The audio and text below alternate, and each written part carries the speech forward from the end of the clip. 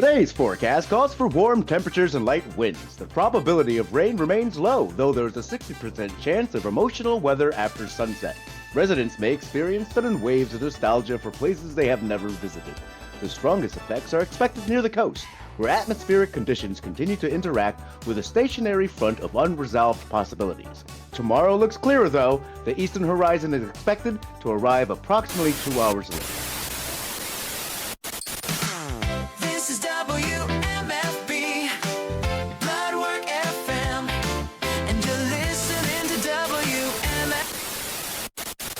Hello, and welcome to WMFB. It's been a while since I have actually done an intro and been like, hi, it's me, your boy, Joey Rigatoni. That name's not gonna stick. I'm gonna be called anyway. Thank you for listening. I thought I would say hi. I did kind of wanted to make a note, and this is it's honestly just it's barely a note. I just wanted to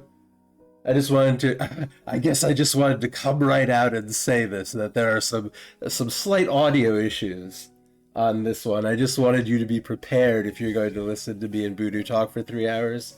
Really what I wanted to say is that I know what has happened here.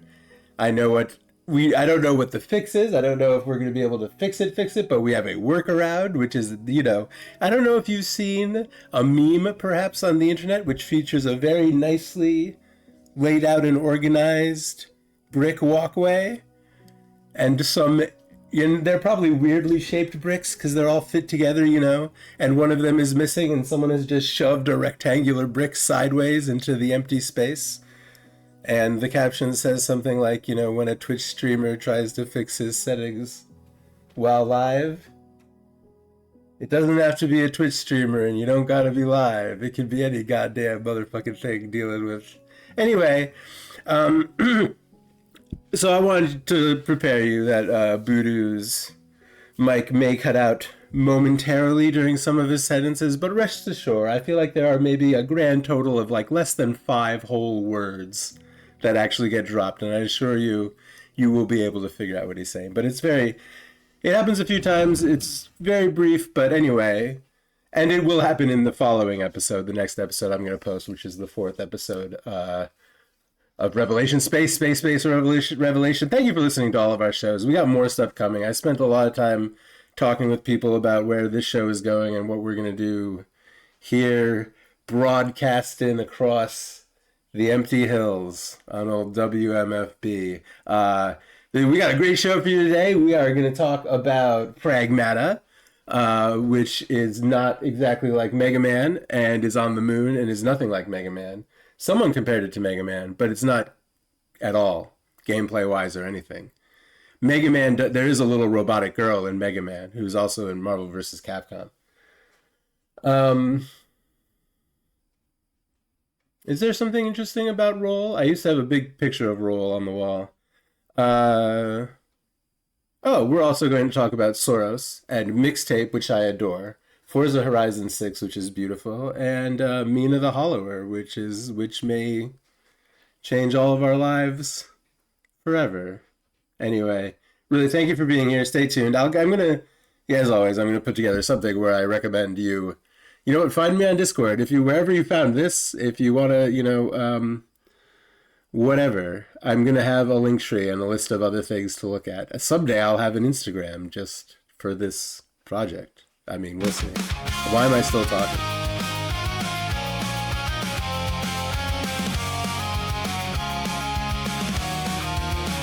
Static sky, empty streets, cracked billboards and busted seats. We dragged this desk up 13 flights, ran the cables through the exit lights. Red on air sign barely glows, but Voodoo taps, the mic still goes. Welcome back, yeah, we still exist. This is what is good from the edge of it. End of the world and we're still talking, shouting into nothing, still not stopping. What is good on WMFB? If you can hear us, your family. Yeah, the map burns up and the clock's all quit, but we keep on keeping on in this end of the world, and we're still talking. We're still talking. Okay, yeah, I'll fuck with that. That's funny. Yeah, there you go. So there's So welcome That's fun. to What Is Good, a proto maybe someday spin-off podcast on WMFB Bloodwork FM. I'm here talking to Voodoo. What What? are you finished? Yeah, what's up, Voodoo? What up? What are you done? What's What video going- games you played? Oh man, we're jumping right into it. I mean, unless you Well, want to. I mean, unless there's anything, I mean, you've told me about, a lot about what's going on with your dogs and stuff. But I mean, if you want to introduce yourself or say anything before we jump What's into up, everybody? It's Voodoo. What up, y'all? It's Voodoo. Yeah, It's Hype Man Streams. just a hype man streams Tuesday here on the WMFB Bloodwork, and I'm glad to be here. And it's been a while. I've been real busy at work. Yeah. Work's starting to even out a bit. It's still a lot. I took on a new job and I've had to do a lot of training, so I've just been kind of burnt out, man. Between that and then trying to play games in between, having the energy to play games in between, Yeah. So, but things are kind of turning around, and yeah. It is Good to really be here like, it's with very you, time dude. consuming when you need to spend like 8 to 10 hours a day playing video games. It really makes it hard to do other things. Yeah, I'm kind of like yeah, I used to have a lot more of that time, and recently, because of this job in the past 2 months, it's just like I'm still managing to get through and complete games, but I'm just like, man, I should be further in Bond by now. Man, I should be had more done in Forza by now. Man, I want to fucking play all the Mina in the world, and so it's just like, it's unique. It's different when you have 8 to 9 hours pretty much just blocked off all day. You can't fucking jam because you're at work. You want I'm to gonna race try to make- some cars? I'm gonna make up for it, at night, and then I end up staying up real late. So, yeah, I'm always down to race cars. You talking about right now, like in this right now, like right? No, right I now? mean, I guess we should record the podcast because we haven't, ever. Yeah. Like it. Right, it's been a we while. did it twice or something.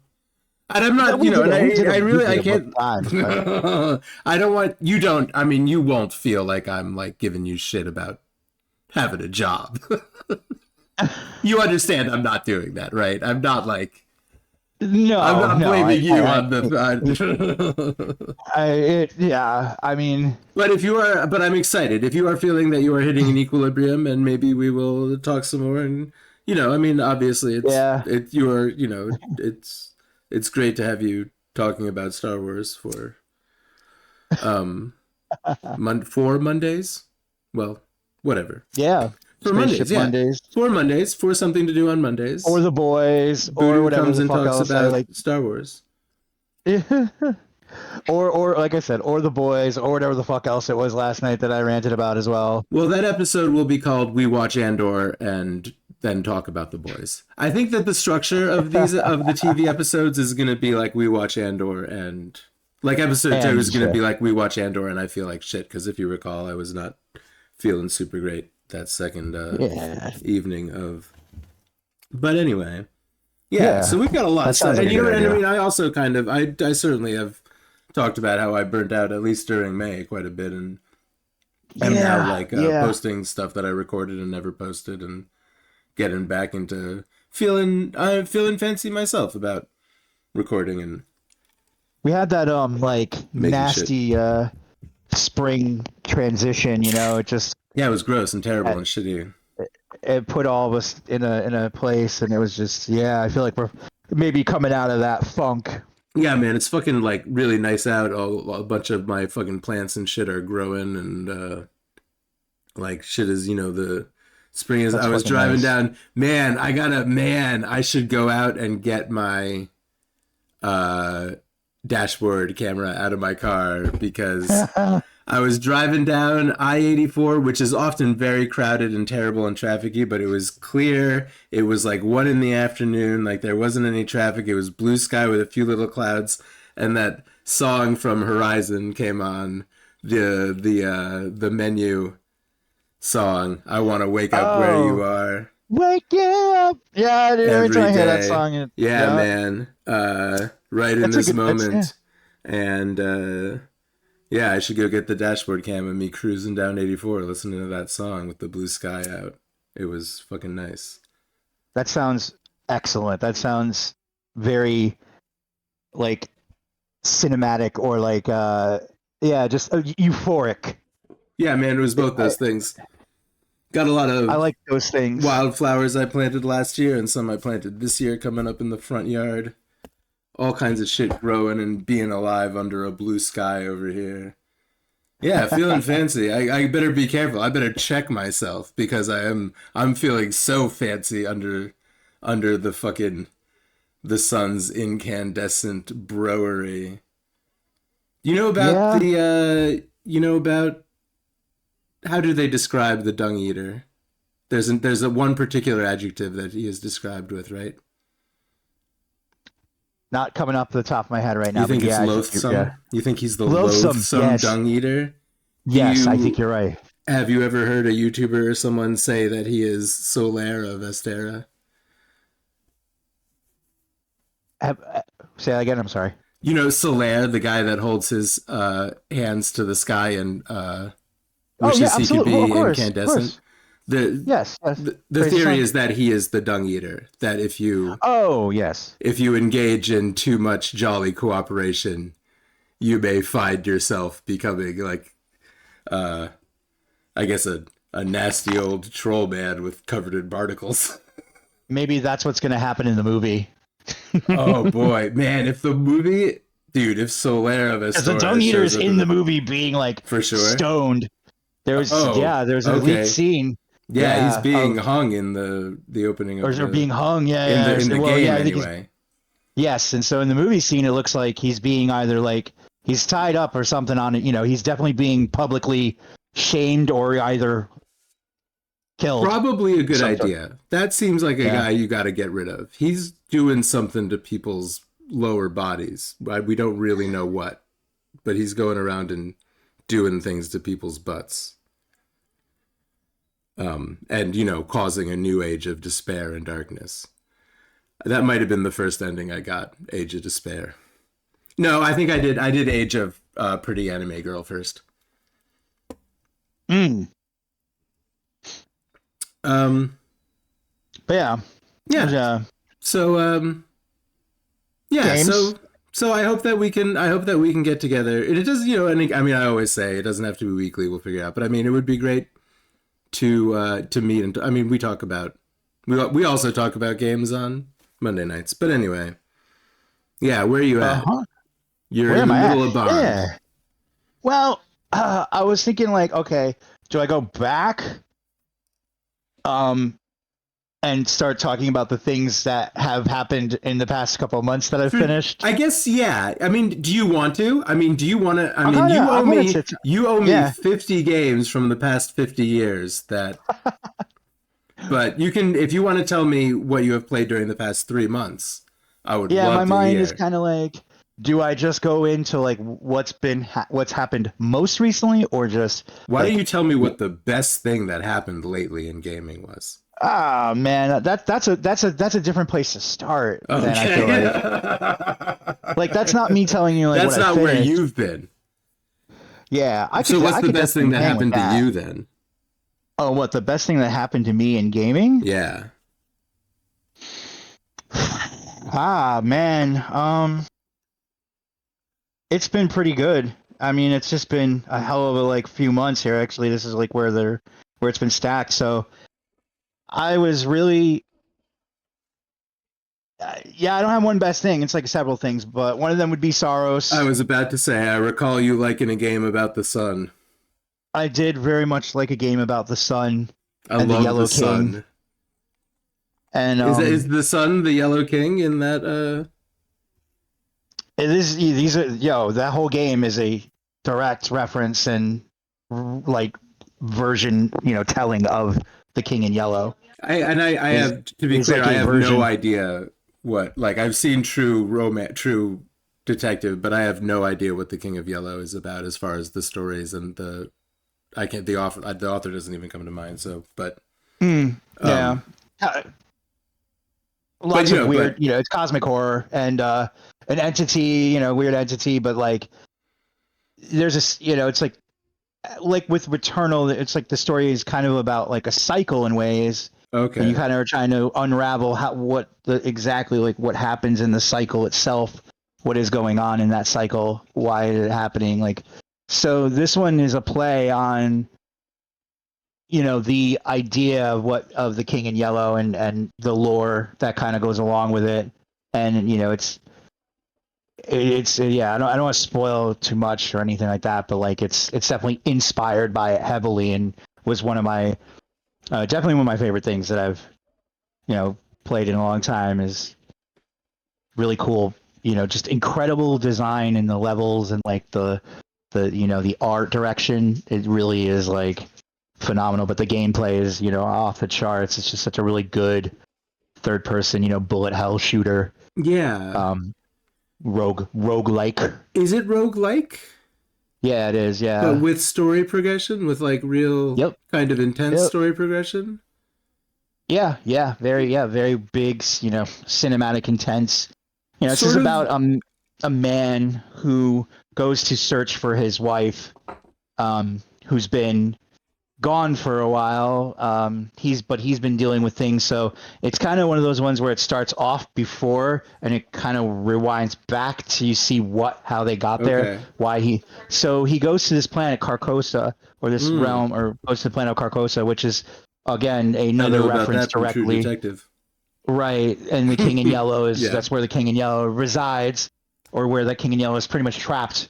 And he goes there to find his wife, who they've been, kind of on the rocks. They've had some indifferences in their relationship, and she kind of was seeking validation and independence in their relationship instead of looking after him, who kind of became a fucked man, drunk on the couch all the time, no direction, and so she kind of leaves him, and he goes goes out to find her in Carcosa. What happened? She joins a unit that is exploring an expedition, and she goes on to this expedition, and everyone in the crew disappears as well along with her. So this is like the story of you figuring out what happened to them, and there's a lot of cool secrets that kind of come about, and it really comes together really nicely. But the fucking gameplay is incredible. It's a great game. Like, yeah, I don't know if this is a weird question, but could you describe the roguelikery? Like, is it is it one set of kind of areas and bosses that you? Do you know what I mean when I say, can you describe in what way do you roguelike? And what kind of rewards do you get that are permanent, sort of? Yeah. And how do you progress through levels? So, the levels are great in this game too. So yes, there are like biomes, and you are progressing through those biomes. So that basically starts with you going in. You may start with whatever last gun you had. It'll be at the base level. Okay. You'll kill guys. You'll start to gain more. You'll be picking up a lot of like air biscuits or currency. You'll do a lot of shooting, but then you'll come across like loot chests, more or less, of their version of it, where you'll find new guns and new powers that you can switch off, and then you can compare and contrast which one you think is better, which stats are better. Is this one doing this? Is this one doing that? More for me. Do I like this shotgun, or do I like it'll give you choices, like here's two guns. You could either have this, but they'll be randomized, whatever it is, it's completely randomized, right? So the weapons, every time you go into a level, it's random. And then, the goal is to get to the end of that level and beat its boss. So that's pretty typical roguelike. When you die, you go back, you basically go back to the beginning. Now, this one's a little bit more forgiving because you do kind of get to like unlock the levels or unlock the biomes and revisit them as you please. You don't have to start back from biome 1. Oh, and go. Yeah. Good. So so it's very nice in that, you made it to biome 3, you've made it that far, we'll let you continuously start from biome 3 if you want. And Okay. it's pretty much got all the typical roguelite trappings. I mean, it's definitely, there's modifications and stuff like that you can make to make it either harder or easier for you, which is kind of neat.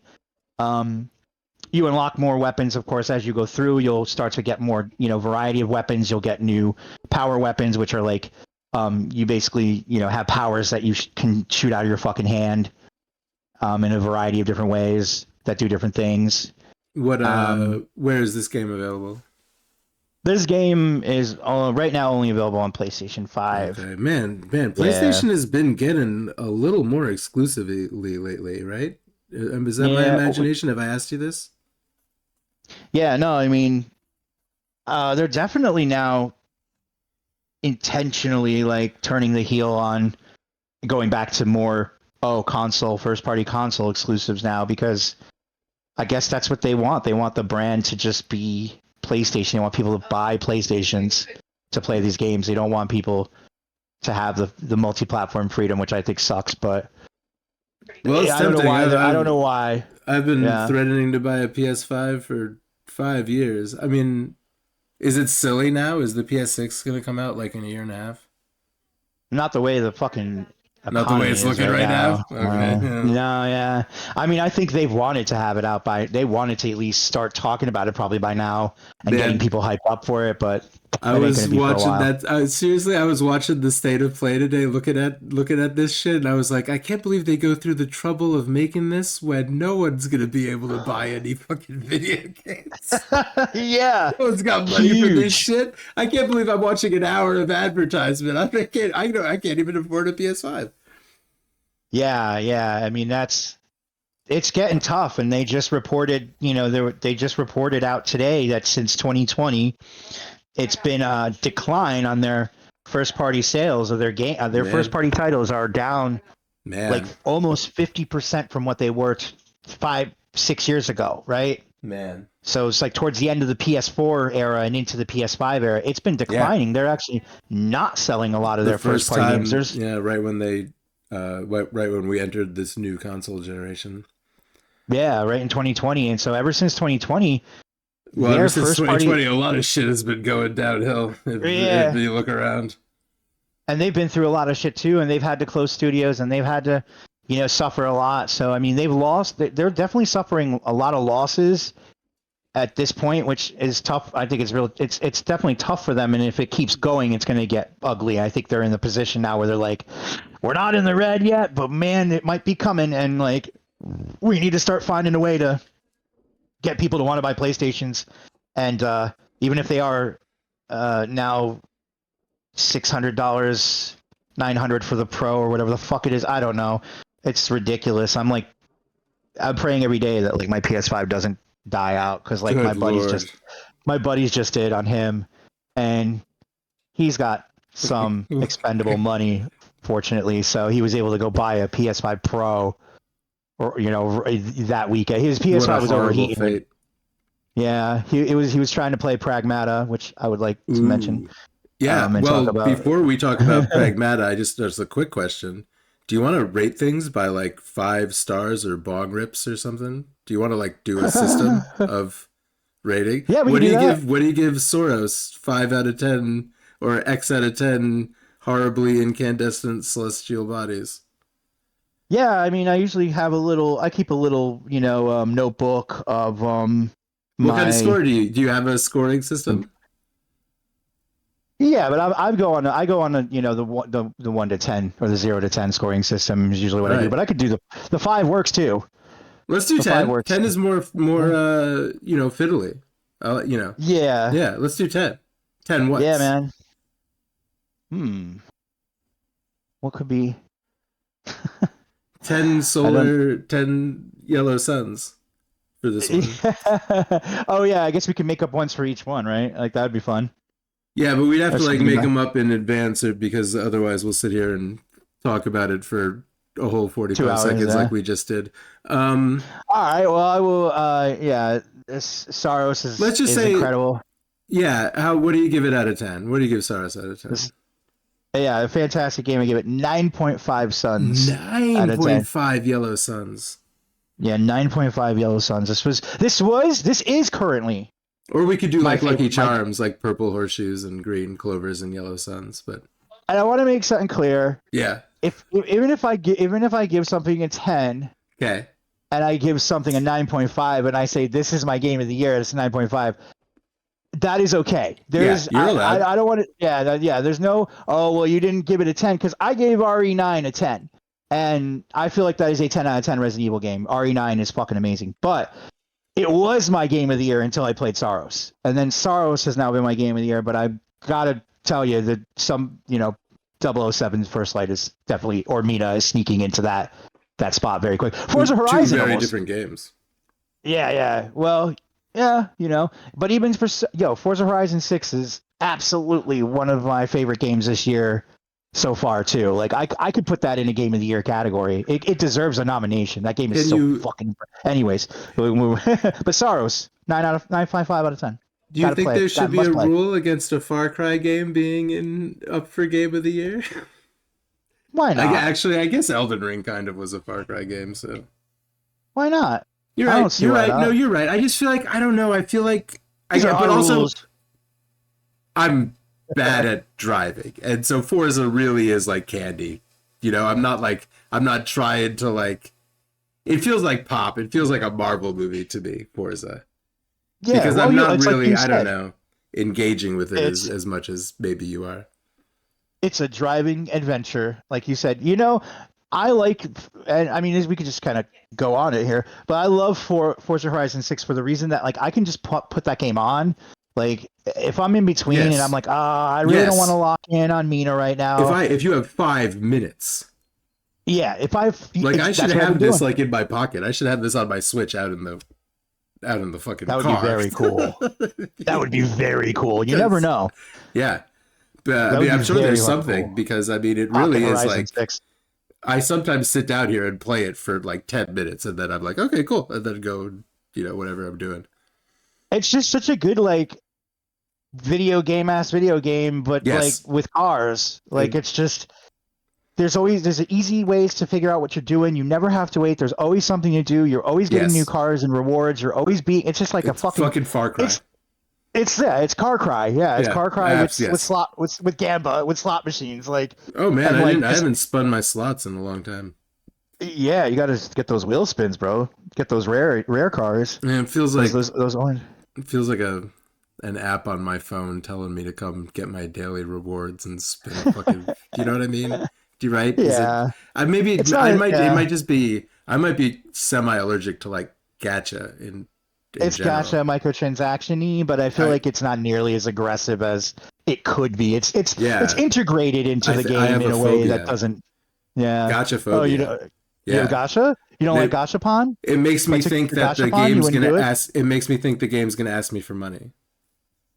Okay. It triggers that part of my brain that no, I don't have money to gamble with. Well, the good news is you don't have to worry about that very much in Forza Horizon 6. Not in Forza, no, yeah. Yeah.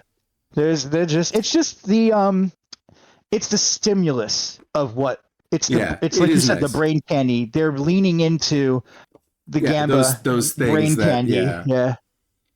And it's just like seeing things, you just did your race, you just did the thing, you unlocked points, cool. Now you have wheel spins. Okay, what did I win? And then and everything's just like stimulating, and then you're like, oh shit, I just got a new Ferrari, let's go, like you got one of the rarest cars in the game, you got an orange or something, like you're like, oh shit, like it's just always very exciting and rewarding, and there's no shortage of anything to do in it, and it's all fun.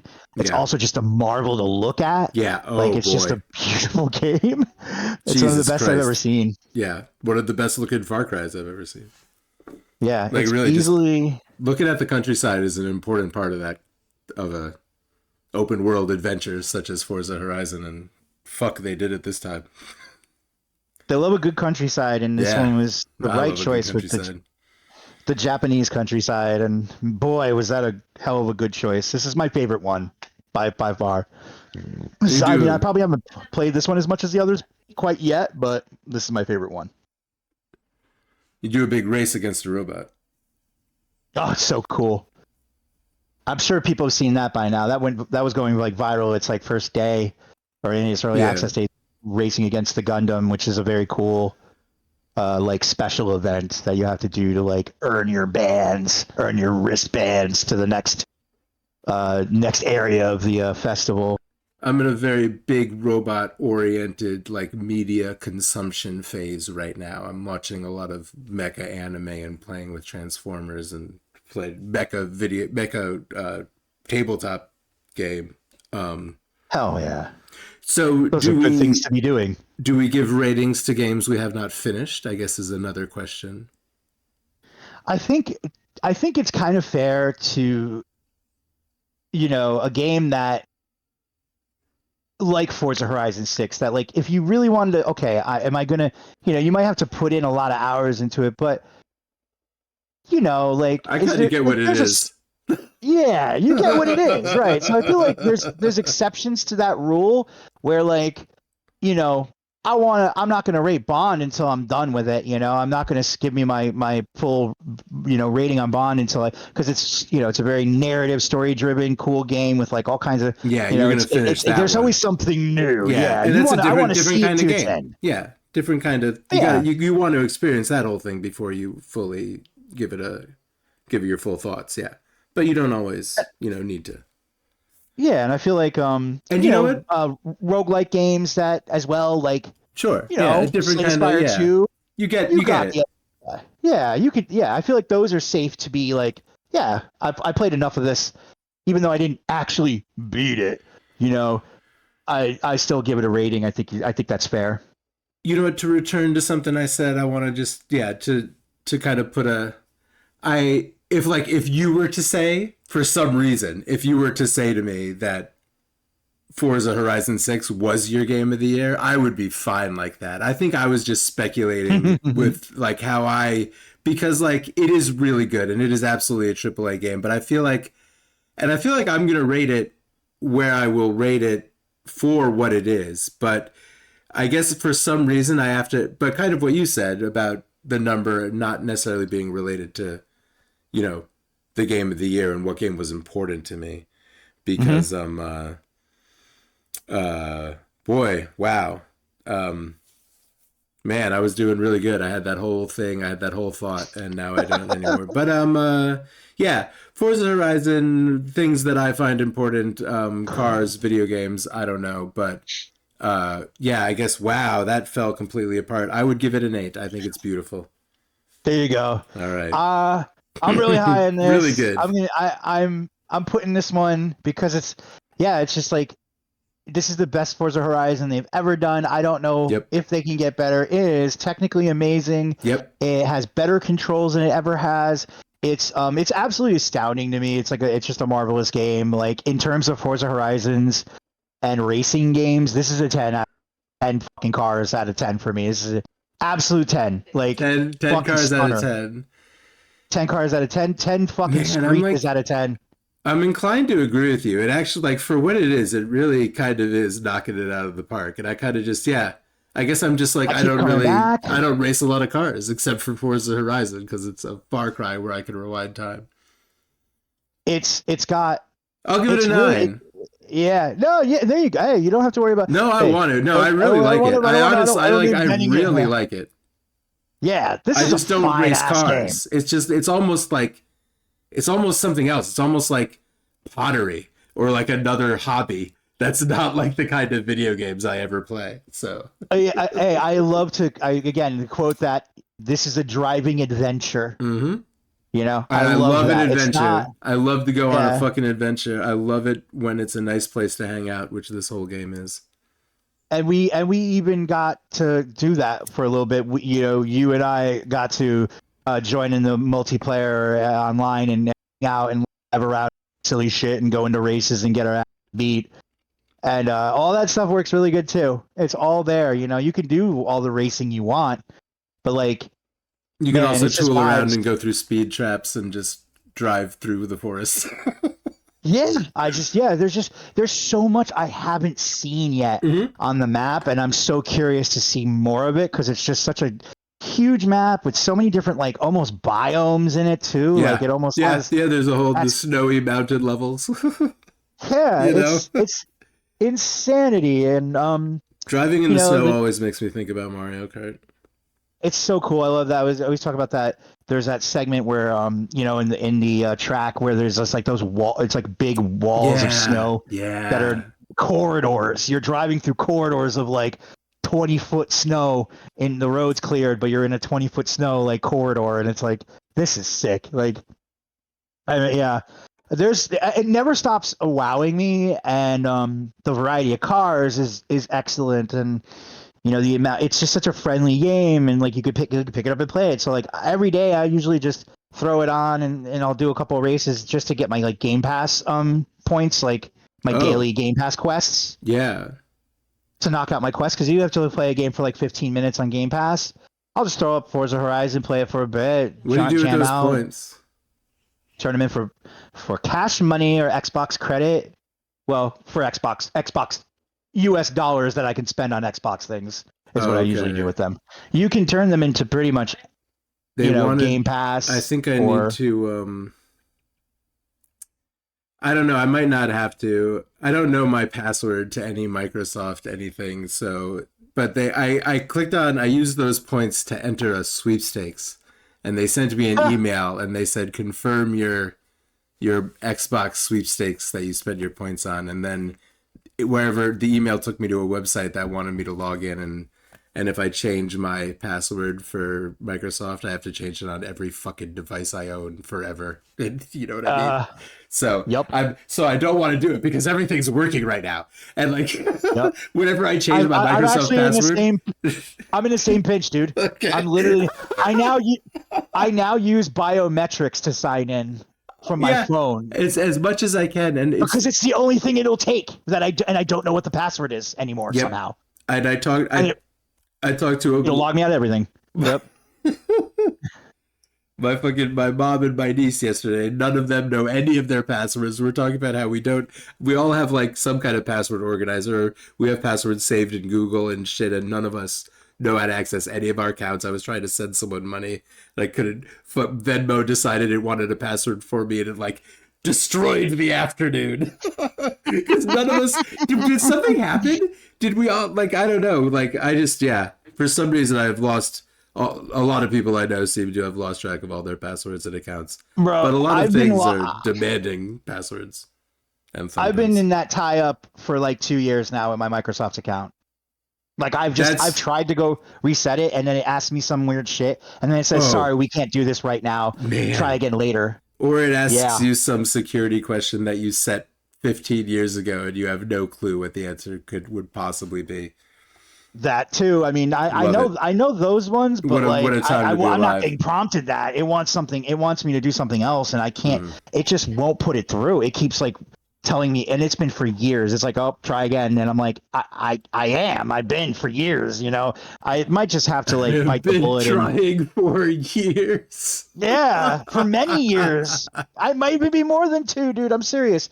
And so I may just have to bite the bullet and put a ticket in with them and try to get them to like do something, look into it, because I think there's something just janky on the back end of my account, or people have been trying to hack it, which has happened a number of times as well, is that people keep trying to get in my fucking Microsoft account.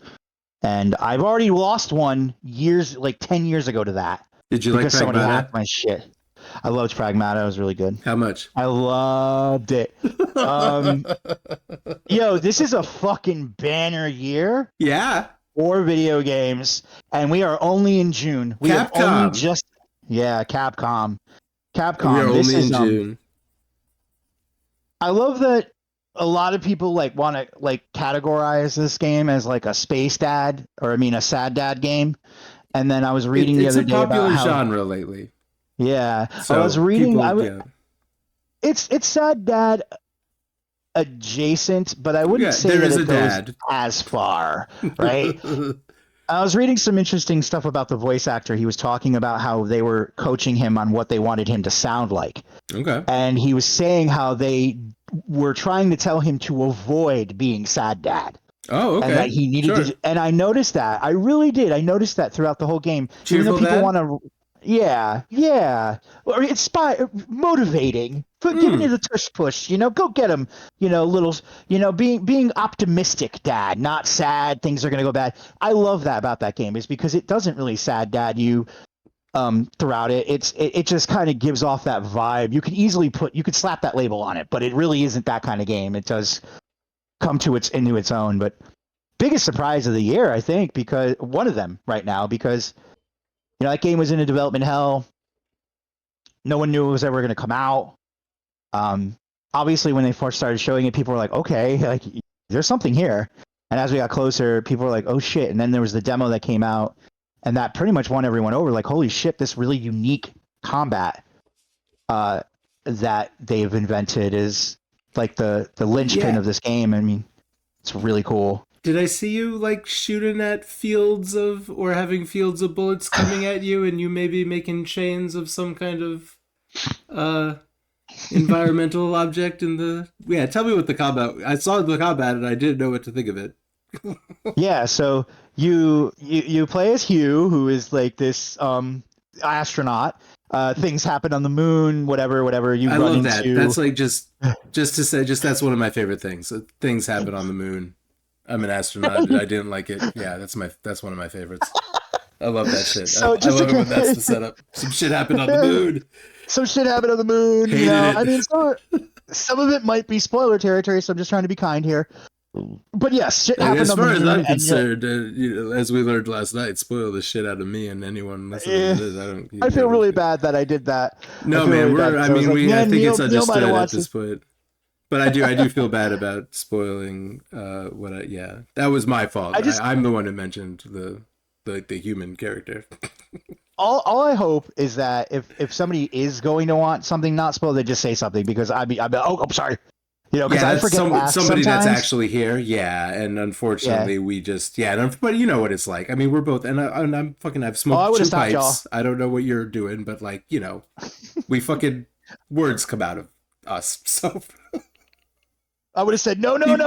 People know. And anyone listening to this, I've said it 1,000 times, not every episode, but you should know.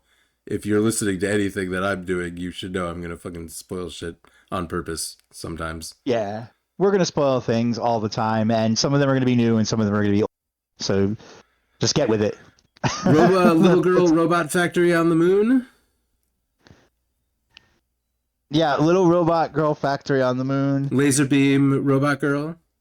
Well, yeah, so you run into she is what they call a Pragmata. And they've been designed, to do something to help. They're positive, they're doing something good, but yeah, you're dealing with lots of angry, infected, almost robots, or some kind of infection that has kind of hit this moon base that has turned it upside down, and okay. You're going to find your comrades, and you run into this little robot girl. And she's like, look, I know how to beat them. And you're like, oh shit, how? And she's like, I can hack them and open them up. And when I open them up, you can shoot them. And so okay. You are playing both her and him when you're in an encounter where when you aim at an enemy, she immediately puts her hacking puzzle up on the screen. Oh, and okay. And so what you were seeing is that like square, that like streak or whatever, the grid, that is the hacking puzzle that you have to do, that you need to move an object through like certain tiles to a exit or to a like that's what yep. And so in that hack, you may have to avoid little obstacles. You may want to cross through certain modifications that give you double damage on that particular combat encounter or whatever. You can add and customize little new nodes. You can add new nodes into her hacking palette. And those nodes will let you do all kinds of shit. Like I said, like it'll give you a bonus damage, or it might stun them and make them, shocked for a second or whatever. But, as you make it, and you complete the puzzle, then they blow open, and now you can fire your gun at them and aim at their weak spots. All their weak spots will open up. Some of them have them on their back, their face, wherever they're, they'll place them all over the area. And that's how you you fight these enemies. And then you have like a rotation of different weapons that you can earn as Hugh that have all kinds of different firing types and styles. Some are AoE, some are explosives, some are shotguns, some are ARs, like, the whole array. You get a lot of like little weird, just customizations. Like you're able to, make your guns do this. Okay, I like this gun a lot, but I want it to be focused on this thing. So you've got, what do you call, like, skill points that you can use to, build your hue out in the way you want that, does the things you like or leans into the stuff that you like. And yeah, that's pretty much the core. It's almost like, it's not linear, but I would say this game is a very heavy, like, this is a biome, now we're going to the next biome, now we're going to the next biome. It's very like straightforward. Okay. It's like, it's not open world, but it has Metroid elements where you're like, oh, I have this thing now. I can go back. I can go do this thing. Yeah, I can go reach this secret cache over here and get this, or whatever. Now I can go back to this level and revisit it, and you'll take the tram back on the moon to wherever zone you went into and revisit that level and backtrack and get cool secrets and shit. Really cool boss fights, like excellent boss fights. Some of the best in a while. A beautiful game, like stunning. This is available everywhere. Yes, okay. This is available everywhere. Yeah, that was Everyone a question. Can play Pragmata. Yeah. Even on Switch, I believe you could play Pragmata. Yeah? I think so. All right. I think they made it. Or Switch 2, perhaps. Or Switch 2. Both. I don't know. Because they do they have those games on Switch that are server side. You know what I mean? Mm-hmm. So you can get games Switch 2. Okay. Switch 2, yeah. I also heard that Resident Evil 9 is also coming to, or is on Switch 2. My friend was playing a demo and said that it was holding up pretty nice on a Switch 2, that's impressive. Resident Evil 9 is a brilliant and beautiful game. It's very intense. It's super duper on my list of things to do real soon. And you know what Pragmata also is. I think you'll enjoy Pragmata a lot. Yeah, it really looks like something I want to do. It's just a really cool game. You get to do space jumping and floating, and gliding. Space anything. It's so cool. You're in this. You get you kind of get this, like, it's a mixed vibe of, like, it's kind of scary that you're on the moon alone in this, like, huge base that's been, like, just it's completely been, everyone's been killed and murdered. Infected robots. And there's all these strange, weird robots that are there. Yep. Holocaust. Yep. Good stuff like that. You can pet the cat. You have this cool little base. To me, yeah. You have this cool little, like, base that you go back to. That's also, I love that in a game. I love having a cool base that I can decorate and put shit up and fuck around in. Yeah, you fill out the hub as you find more of these, basically, like, memories of humanity that are, like, hobbies and things that people would do on Earth. Cool. And so that's how you are kind of like, you're kind of like training her, showing her she wants to go to Earth really bad, and she wants to know what it's like, and she wants to know what it's like to be like an Earth kid. And so now you're, like, finding all of these, like, segments, and you're like, put a segment in that looks like a slide in a playground, and she goes and plays on after, and it's just like, I don't know, it's very it's very touching. Will Hugh go down the slide? Hugh can't go down the slide, but but Diana will. Diana will. Diana's very cool, very That's funny. Cool. Really love the character. They really brought that to life, like, in a way I didn't imagine, and I really cared about her by the end. I really cared about both of them by the end. It was very good. Not a very long game, but in a good way. Like, there's a lot to do. There's a lot of extra content and replayability to it. There's a lot of stuff there's even, like, a end game. Like, I actually haven't even played the end game mode yet, or the end game segment yet. I've been meaning to do that. Like an ongoing resource gathering, potentially online raid doing kind of end game? No, it's more of like a post game DLC that they just kind of give you. Yeah. Okay. It's its own yeah, you kind of go back and revisit areas and do it's remixed in certain ways, but Okay. there's like new areas and some stuff. New enemies, weapons, things to unlock. So like then you can bring that into your new game plus. So you want to play that before because you'll get a bunch of really cool shit that you can add into your new game plus file. And but it's kind of like a epilogue, I guess you would say. Okay. It's Gotcha. it's weird. It's somewhere between like it's not I guess it's just like they're like I don't know, it's like hey, there's still a little bit more here, and this is a more challenging segment, and there's going to be different enemies remixed, and you're going to play through some areas and do some shit, and like yeah, they just kind of give you like a new fresh small like maybe 3 or 4 hours long Sure. of just but there's some special stuff at the end of that I think is just like Easter eggy. Go out. Are you going out? Come on. 3, 2, 1.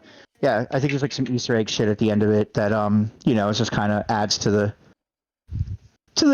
yeah, I got the main ending. Like I got what it was and everything, and that's just kind of like, hey, you want to do? There's also really cool challenge rooms, and they do a lot of platforming in them. So you do like a lot of platforming challenges where it's like run through this like cyber room of all these like floating blocks and make all the like jumps and shoot all the targets, but you're trying to do it in like 30 seconds to like meet the gold time, to get the gold medal and get the best rewards. That's how you can also farm for points to like upgrade your shit more if you want to.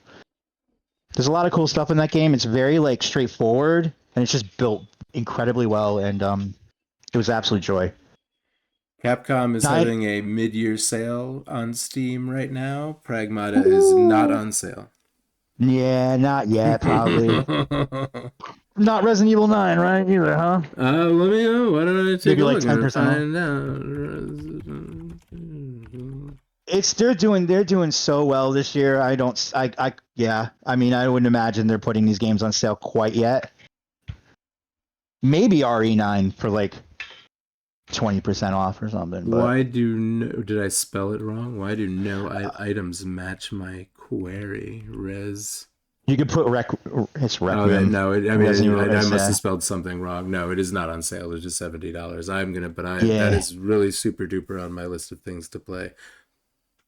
That is a super duper must play of this year. Yep. And so is Pragmata. I mean, I'm gonna do it. Capcom knocking it out of the park. It looks like. yeah. And today was another showing for them and getting people ready for the next Onimusha game that's coming out in September. And that's like, I'm just like, what else can you give me this year, Capcom? Like, what else? I mean, that new Mega Man game, but that's not coming out for a while.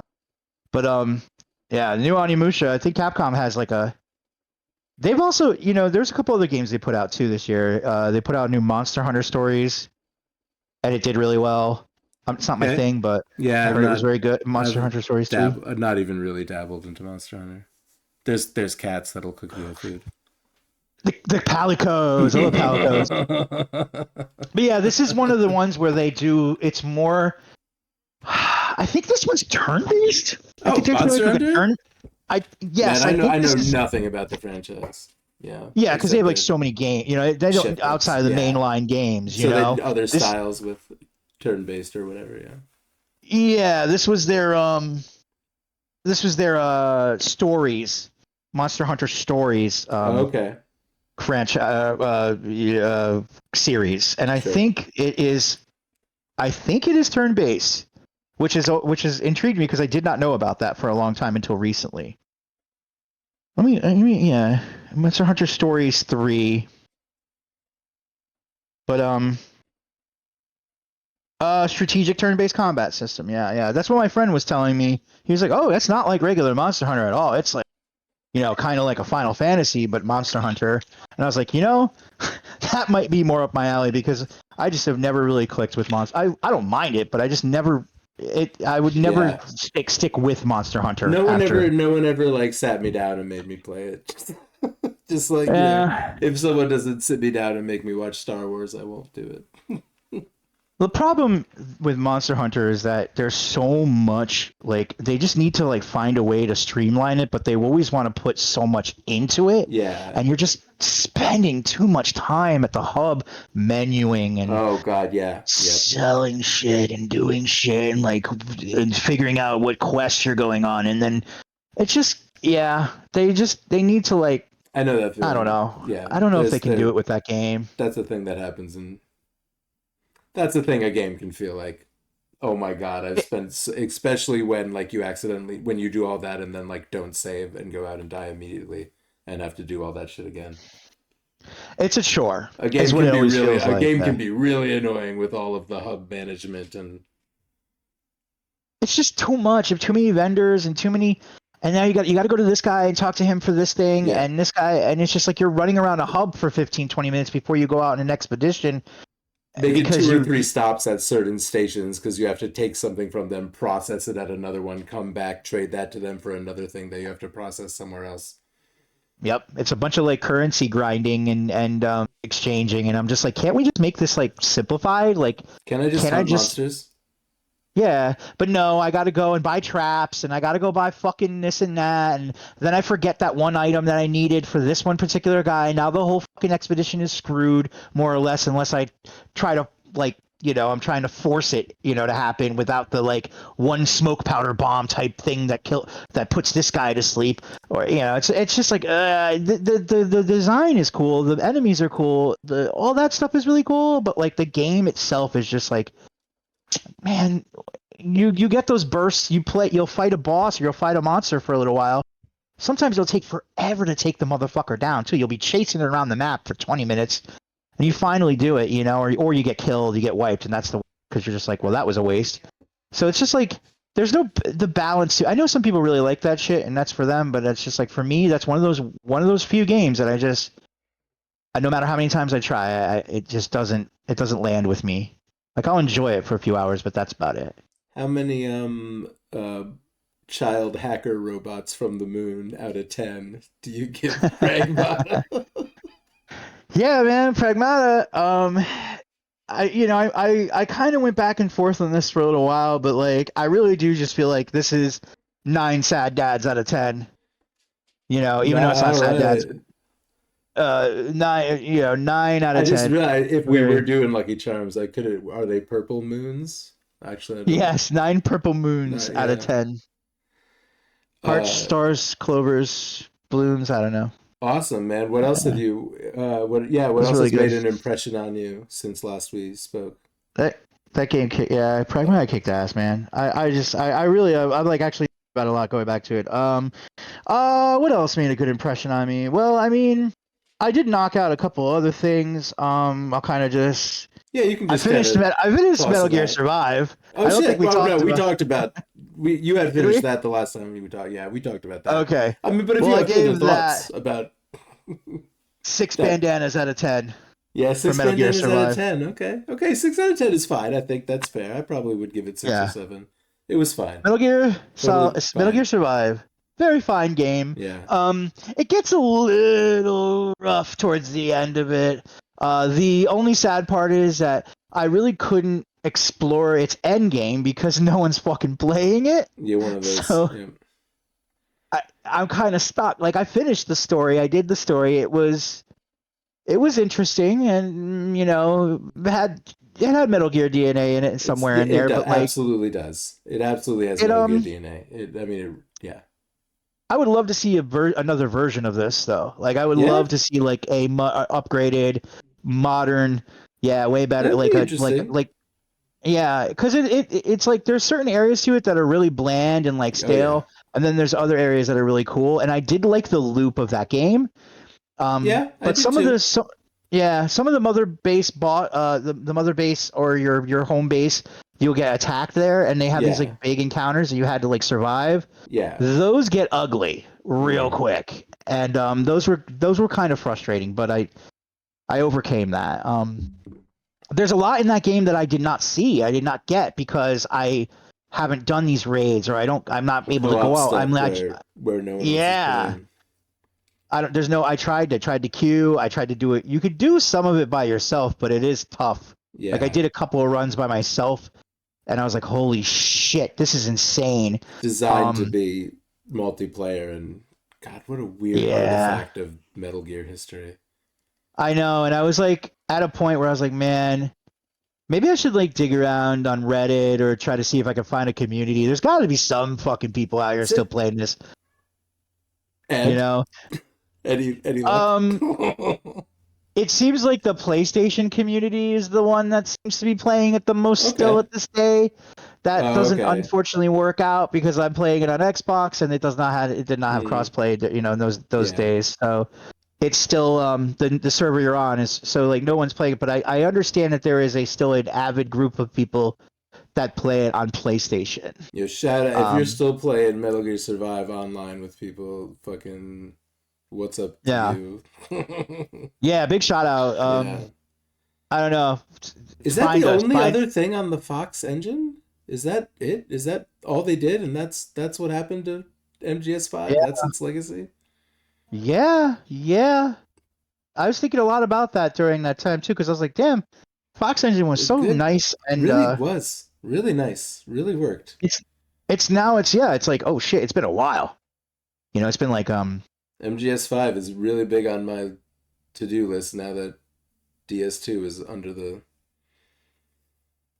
I guess he just didn't get any of the access to that engine. Like I don't think Oh, he Kojima was does able not to. know. No, and I Yeah, think he didn't get to walk away with that at all. Like they kept it and then did what they Konami's wanted, but they sitting on never it. made anything again. Nope.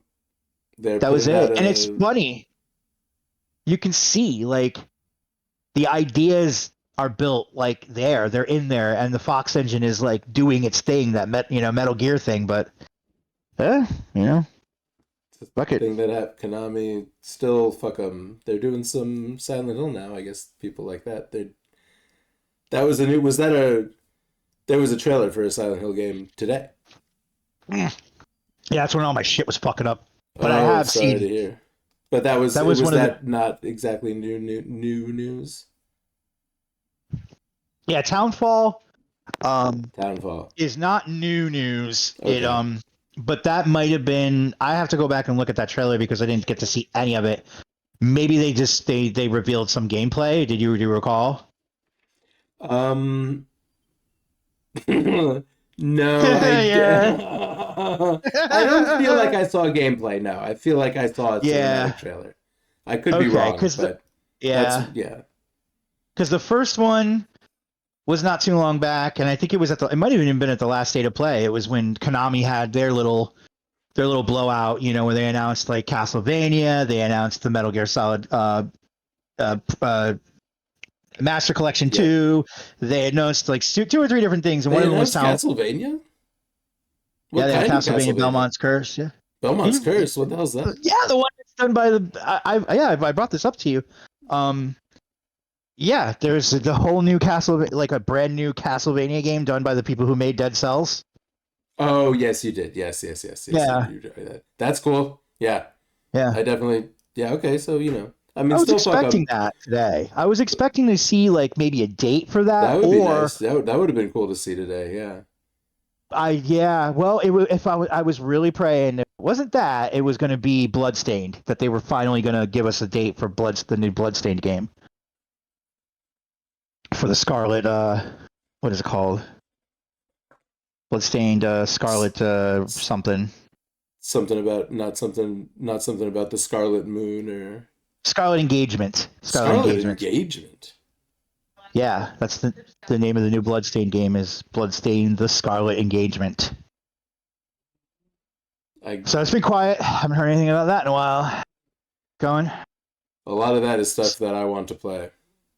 Yeah, so I was hoping one of the two, because I mean we got the reveal of that Castlevania game, and they did show gameplay and shit like that, and they've been like kind of hyping it. You're like, oh, this game is coming, we're working on it, but like I don't know, maybe it isn't this year anymore. I thought it was supposed to be this year, so I just expected there to be maybe maybe it's at Keeley's at Summer Game Fest this weekend. It might be at Key 3 or one of the many others that are going to be going on this weekend. One of the many other. This is the first show of many. today's. Okay. Sony likes to be first. They like Yeah. to go. They like to be early and get all of the early buzz and people chatting about it. So, and Xbox likes to close it. So it's always Xbox on Sunday afternoon, early afternoon. It'll be the Xbox One, which I'm very excited for. Summer Games Fest is Friday. That's the big, what basically would have been E3, but E3 doesn't actually happen anymore, sadly. So Jeff Keighley and his Summer Games Fest is basically the replacement for that these days, and there'll be he's going to have something big. He's going to have at least 2 or 3 big things to like. I don't know. A lot of people are thinking the third game in the Final Fantasy. Final Fantasy VII. The final Final Fantasy VII remake. The final Fantasy VII. The last installment of the Final Fantasy VII remake is being rumored to have be revealed. Did that come to PC? Yes. I mean, not the third part of it, but yes, 7. Okay. Yes, 7 remake and Rebirth should both be on PC. Oh boy, I really liked Remake, and I never played Rebirth because oh shit. Yeah, because I started playing Xbox. For some reason, I always feel like I either have an Xbox or a PlayStation in the living room, and because I'll tell you why. Because most of what I do with either system is watch YouTube. So hang out and watch YouTube. Yeah, so I don't need them both to be here. But yeah, I want to play Rebirth. Oh shit, yeah. Yes, you do. That's on my fucking list of things. Boy, my list of things to play is getting big, and I got it's getting exciting. Play Mina the hard Oliver. Oh yes. Do you want to talk about First Light, or are there other things that you've finished? Well, I was gonna my little Metal Gear, rant there. Oh, so you told me there were a few other things. Yeah. Sorry. Yeah. There's a couple. I might as well throw them in here since we're at it. I might as well just kind of brush over them. But then there's the more newer things. I mean, Saros is probably the most recent thing that I have finished, I think. Okay. But anyways. I finished a run of Metal Gear Solid Delta as well. Oh yeah. It was fucking-tastic. And that gets 9 out of 10 bandanas. 9 out of 10 bandanas, good. Yeah, that is a great. I'm sure it deserves it.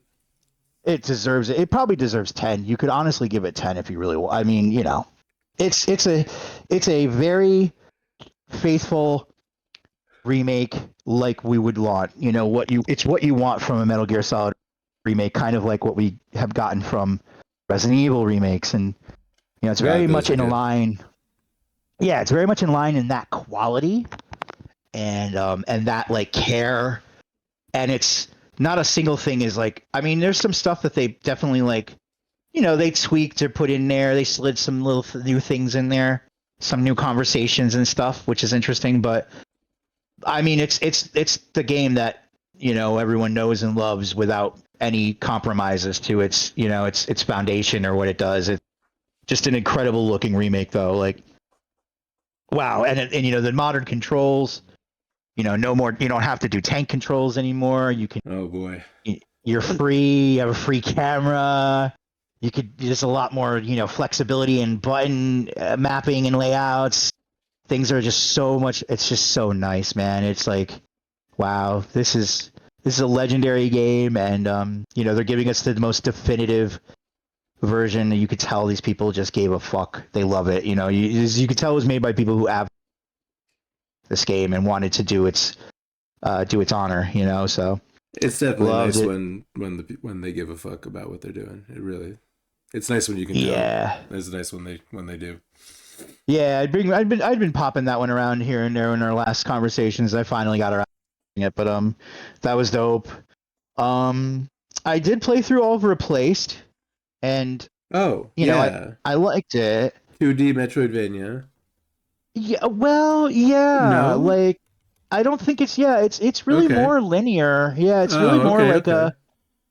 There's not really much Metroidvania happening. There's a couple of little sections where you do it, but most of it is walking forward, and you might go into a town and talk to a bunch of people and have a bunch of discussions. Very story based or yeah, but platformy yeah. and talky. Yeah, talky platforming, very LucasArts with. Ah, okay. That's yeah. Okay. Yeah, it feels very like reminiscent of a LucasArts game where dialogue and stuff and paying attention to it can be helpful, but it also just kind of keeps its pace. And the combat in it is it's good, but it is limiting, and it gets a little redundant towards the, about halfway through it. It kind of like Batman Arkham. We were talking about this. Oh, yeah, yeah, yeah. Yeah, it kind of implements a Batman Arkham style combat system, with like melee and guns. And so you time the button right when the guy's swinging at you, you counter him, and then you can punch that. But if there's another guy swinging at you from behind you can press the counter in that direction and stop him and throw him into the guy, and then you punch more dudes, and then you pull out your gun and like blast them and shit. It's really cool like in that manner, but it's very limited. It seems like they stopped at a certain point and just said maybe we don't need to go overboard. We'll just just not go overboard with this game and not offer too many different guns and skill trees and crap. It's very unfettered. Yeah. Yeah. It's I very like that. like some people didn't like that. I like was my not. shit I was okay unfettered. with it. I was okay with it. I just think sometimes it's nice to have. Yeah, and if you don't need to like sit down and like remember 13 different control schemes, or anything. Yeah, for like, sure. It was a cool story. I love not remembering 15 different control themes. That's real. That's for real. It was one of the most visually, pleasing pixel art games I've ever played. That's for sure. It is up there in that. Its visuals, its graphics are just astounding, dude. It's one of the nicest, art and pixel art games I've definitely ever seen. It looks nice, yeah. Yeah, it's not very long. I mean, it does feel like it drags on in certain areas, but there's some wonky platforming parts. It gets a little janky. It's nothing too bad, but I had higher expectations for this game. I did. I thought it was going to be like a all-timer. I was like this cyberpunk,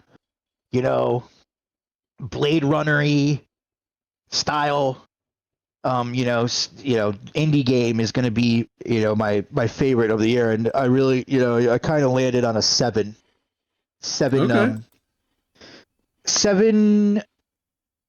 7 AIs out of 10 because this game is about AI. Oh, it is. There's definitely AI themes all over this game. Yeah, it's very cool. It's very. I like the story.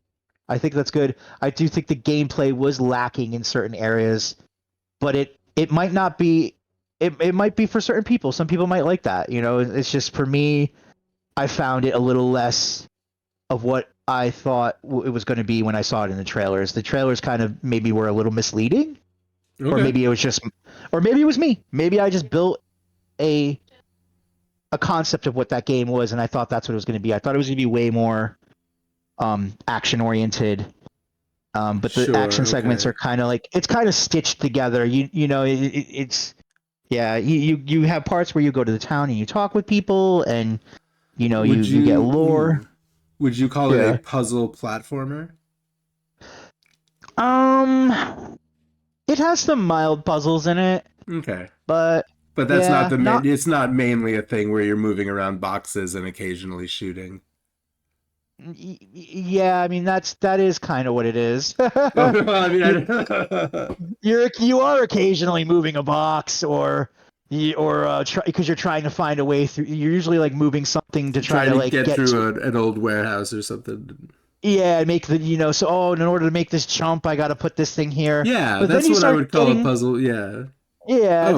Okay. Oh, but then you bash like 15 guys with a pipe. Yeah, but that's like it'll make it, but it's really like contained. In those, it's like okay, this is going to be the part where you do the puzzling. Is a thing. Yeah, gotcha. Yep. And then it's like okay, this is the part where you'll know it. You'll walk up on a group and you'll be like, oh, it's time to fight dudes. Here we go. I get what you mean. Yeah, for sure. Yeah. And then it's like so they're just kind of.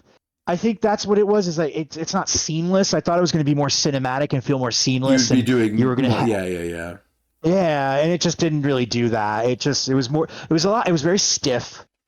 And I don't want to say it's bad, but it just felt kind of like stiff, and it felt like they played it too safe.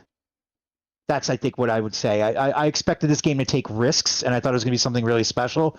And it ended up kind of just being like, yeah, this is an average or to above average game. This is cool. But it didn't like blow me away, and I feel like they played it safe. Maybe they were limited on resources. Who knows? I don't know. Maybe Could they were be. just like, let's get this game out. A lot of, yeah. It seems Indie. indie-ish, yeah. Yeah. So, I would say that's a good game to wait. I didn't buy it. I played it on Game Pass, so I mean, it's worth it to play it on Game Oh, Pass. is it on Game Pass right now? It sure is. Yeah. Oh, well, fuck. Well, shit. Well, I'll take a look at it then. Yeah. Fuck it. Yeah. Yeah. Okay, yeah. Yeah. There's no reason why you shouldn't. All There's right, cool. absolutely zero reason Yeah, why great. not to. I think you'll find some enjoyment in it. I think it's at a pace that you would find cool, and it's not like I don't know. It's just not like overcomplicated. And that's not a bad thing. I'm not trying to take it away from that. That is my pace. Yeah. I think it's cool. I played it, and when I played it, I was like, this may not be the thing that I thought it was going to be, but I also think Dave would probably like this. This is cool shit. Good. Not for any particular like negative reason. I just think this is more your pace, you know? Yeah, sure. I think if you in that sense, you might right. see it as like a 9. Yeah. You know? We'll see. We'll find out. Yeah. Moving on here. Did I talk? Yeah, I talked about Dispatch. And I talked about Neo 3. Yeah, we did. Oh, you talked about Neo 3. Oh, Yeah. several times. I talked about Indica, right? Oh yeah. I saw Indica you is started that cool. recently. I played through a portion of it, and then I don't know. off. Well, I didn't. Yeah, I don't know if I bound. I kind of. There was a period of time. There was like a week or so. Well, there were a couple like I don't know. I don't know what's been going on, but there was a point where I bounced off of games and just was not playing any games, and it was right after I had started Indica. But I did I played through a part where I was in like a canyon, and I would like crack open, like hell opened up, and I had to like pray, and I would pray, and hell would like close up, but I had to like let it open up sometimes to change where the positions of platforms were. So right, you were in like the mechanical like it was room. like a dark world-ish kind of mechanic, but you would pray and the world would go back to normal, and as soon as you stopped praying, flames it shifts the platforms of the level. Yeah. And so you have to like do little like that's like platform puzzly, you know. Oh, for sure, yeah. That game is there's definitely very mind puzzles. Platform puzzle. Yeah. I did the thing where I had to slide a piano around the house that was falling around, that was sliding around. Oh, that's so cool! And you hear it like slamming into the walls as you're. Yeah, and I like did the a piano cool little 2D bicycle race also. Little 2D That's also pixel fun. art bicycle race. Yeah, your Indica dad. was cool. It was at a point where I had just kind of been like, I don't know what was going. You know, who knows? I go through all kinds. That was a while ago. I had a friend recently who played through that game this past like over the weekend. He had surgery this past week. He's been like out of commission. Ooh. So he's like, I'm gonna catch up on games, and he bought a bunch of stuff like in recent months. That he was just like, my backlog is crazy. I should play some of these games, and some of them were ones I talked about. So he's like, I'm gonna play Indica, and I'm gonna play something, some other ones. But he seemed to really like it. He beat it in like 1 sit. You probably It not seems very like long. you can. Yeah, it seems like you can just cruise right through it. Yeah. Yep. I actually, that game was cool. I enjoyed it enough to just go back and just like scoop up all the achievements and get every single, like I did like the whole 1000 gamer score, platinum, whatever you want to call it. Cool. Yeah. Because I actually just loved it enough to like just kind of revisit and poke around and find the, any of the collectibles and stuff. It's really not that much. Some of them are like do something silly, like make that piano crash into the wall 10 times. Yeah. So it's like, oh shit, I missed that because I did it on like my 5th try. So like I went back and did all the little and kind of revisit the game. And I was like, this was a cool game. It's this is special. I think I ended up giving that like an 8 out of 10 or something like that. Yeah, it was 8. Yeah, I just want to see on my list. It was 8 nuns out of 10. 8 nuns. 8 sins out of 10. Yeah. Very, really neat narrative. Yeah, you got to play it further because it definitely picks up too narratively, and you'll enjoy it. All right, shit, man. Yeah, I'll put it. Cool. If you tell me Cool, that man. I got it, I'll put it back on my list. Cool game. Yeah, no, you know why? Because you can just knock it out like one day, Yeah, probably. you can just Like, roll through it. Yeah. yeah, you'll be done in a couple hours. You know what's a cool game to Uh, play on a Sunday afternoon? are you gonna say the one that I think you're gonna say? Because I think does it start with an M? No, I would just related to. I feel like a couple of things we've said recently. I was gonna say Inside. Oh, What starts with an M? Inside. Mixtape. Oh yeah, yeah. Yeah. Speaking of games, you can just roll right through. Yep, that's a Oh, is that on transition. both of our lists of having finished recently? It sure is. Boy, It sure is. that's a fuck, dude. Right? What the fuck was that? What was Mixtape? Right? What the was fuck that? Was Mixtape?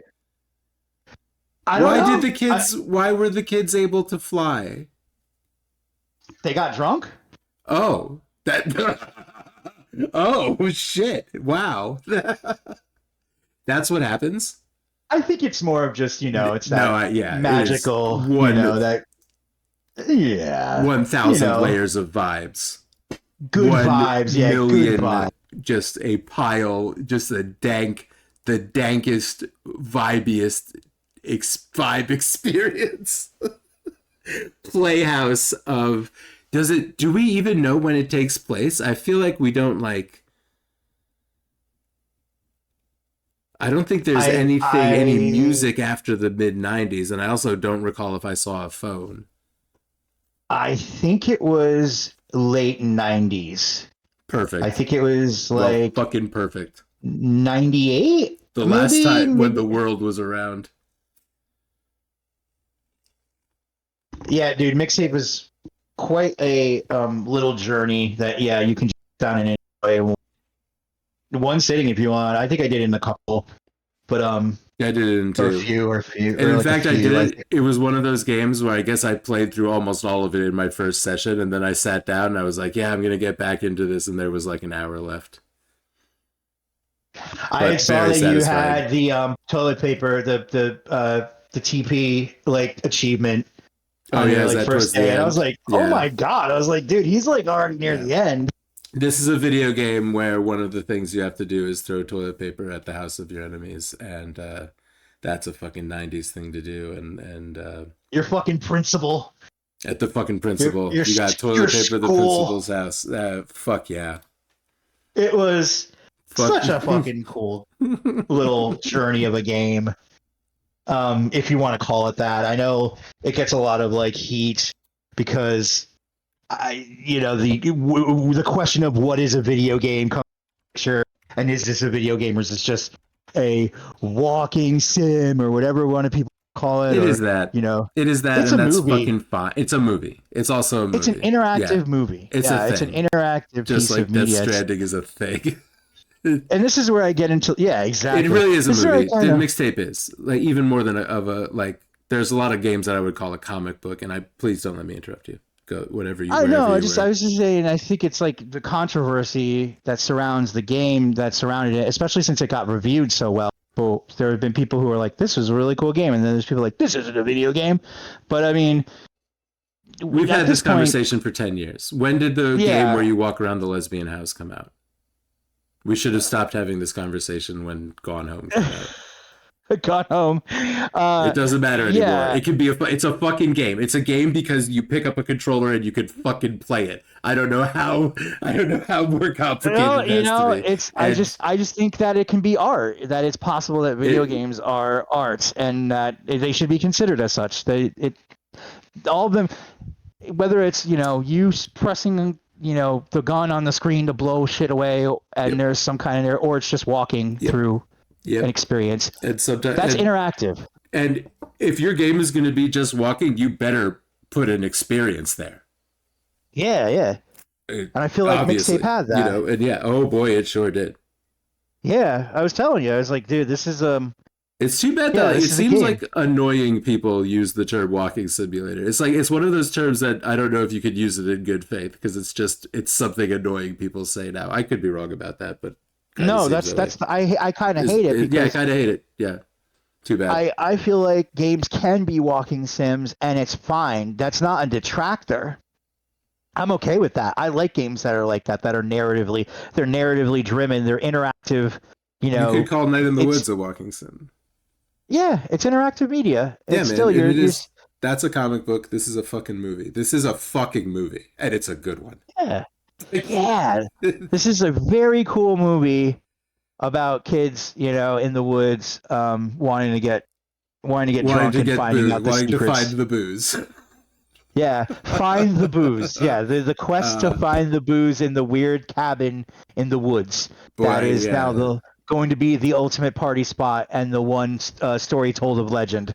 You know that they're trying to recreate their own version of their siblings, their older siblings.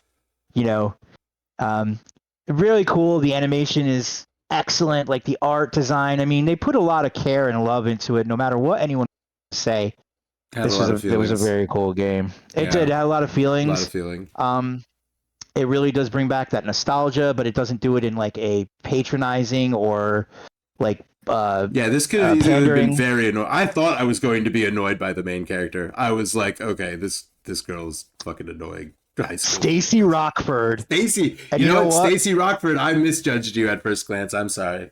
Stacy Rockford is going to be one of the greats. Yeah, I think that kind of solidifies it right there. Is that I We remembered her know her name and I fucking remember. the main Yeah. character's name, yeah. When you remember a main character's name, you know, Like that, sometimes I'll yeah. play through a whole game and sometimes I'm like, wait, who was it again? Or whatever. But like, especially Or just something like forget the whole this. game or movie immediately. Pretty much, yeah, exactly. I'm like, what? What did I just do? Dude, Yeah, I don't know. do you ever these days like put a movie on and watch it for like 20 minutes before you think to myself, "Holy shit, I have watched this before and I had no idea." No, I usually like I start getting weirdly antsy though.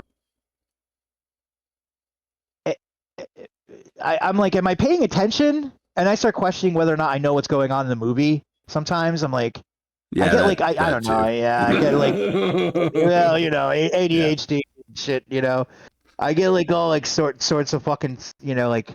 And then I start distracting myself from watching the movie because I'm thinking about me not watching the movie, or I'm not paying enough attention. Did I miss something? You know, I'm like, but I have. I mean, I guess I've had that feeling once or twice, but it's usually I'm usually like, nah. Is it just because like a movie's familiar, or you actually did see the movie? Or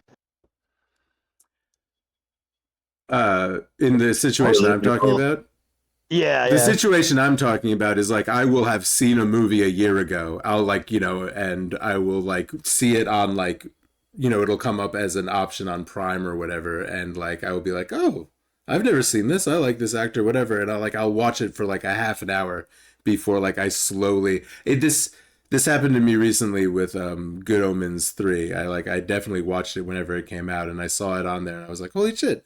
They actually made this. I heard it was coming out. I didn't know that." And I watched it like the entire time actually until they got to the very end. And I was like, "Oh my god, I have actually seen this before." But I guess I might just be describing the effects of like long term marijuana abuse. Possibly, or you just watch a lot of movies. I do that too. See, Not that's as what I was much gonna these say. I days, think I really. I read now. Now everyone's commanding me to read books. or play video games. Yeah, I'm doing that too Well, you now. know, yeah, I was gonna say. I think the thing is for me, it's like I don't watch a lot of movies very much anymore. So I usually know, like, yeah, I haven't seen this, or I usually just have like a list of movies. I'm like, man, Yeah. I gotta get around to watching this someday. You know, and I'll see it come up, and I'll be like, oh shit, I need to watch that one. Oh shit, I need to watch that, and I never get around to it. So I think maybe it's because you watch a higher volume of movies that happens. I feel like it's Perhaps. just unlikely that media makes an impact on me. Like I really feel like so much shit on Oh, the TV. Like I just don't even form memories of it. Everything is like a fucking okay. Michael Bay Transformers movie. You don't even fucking commit it to memory as you're watching it. That's what a lot of that's the impression a lot of like movie type, time based 4D media has on me, movies and TV shows. But I will but obviously say, there's a lot of stuff that's really great. Jesus Christ, I can't get over how good Derry was.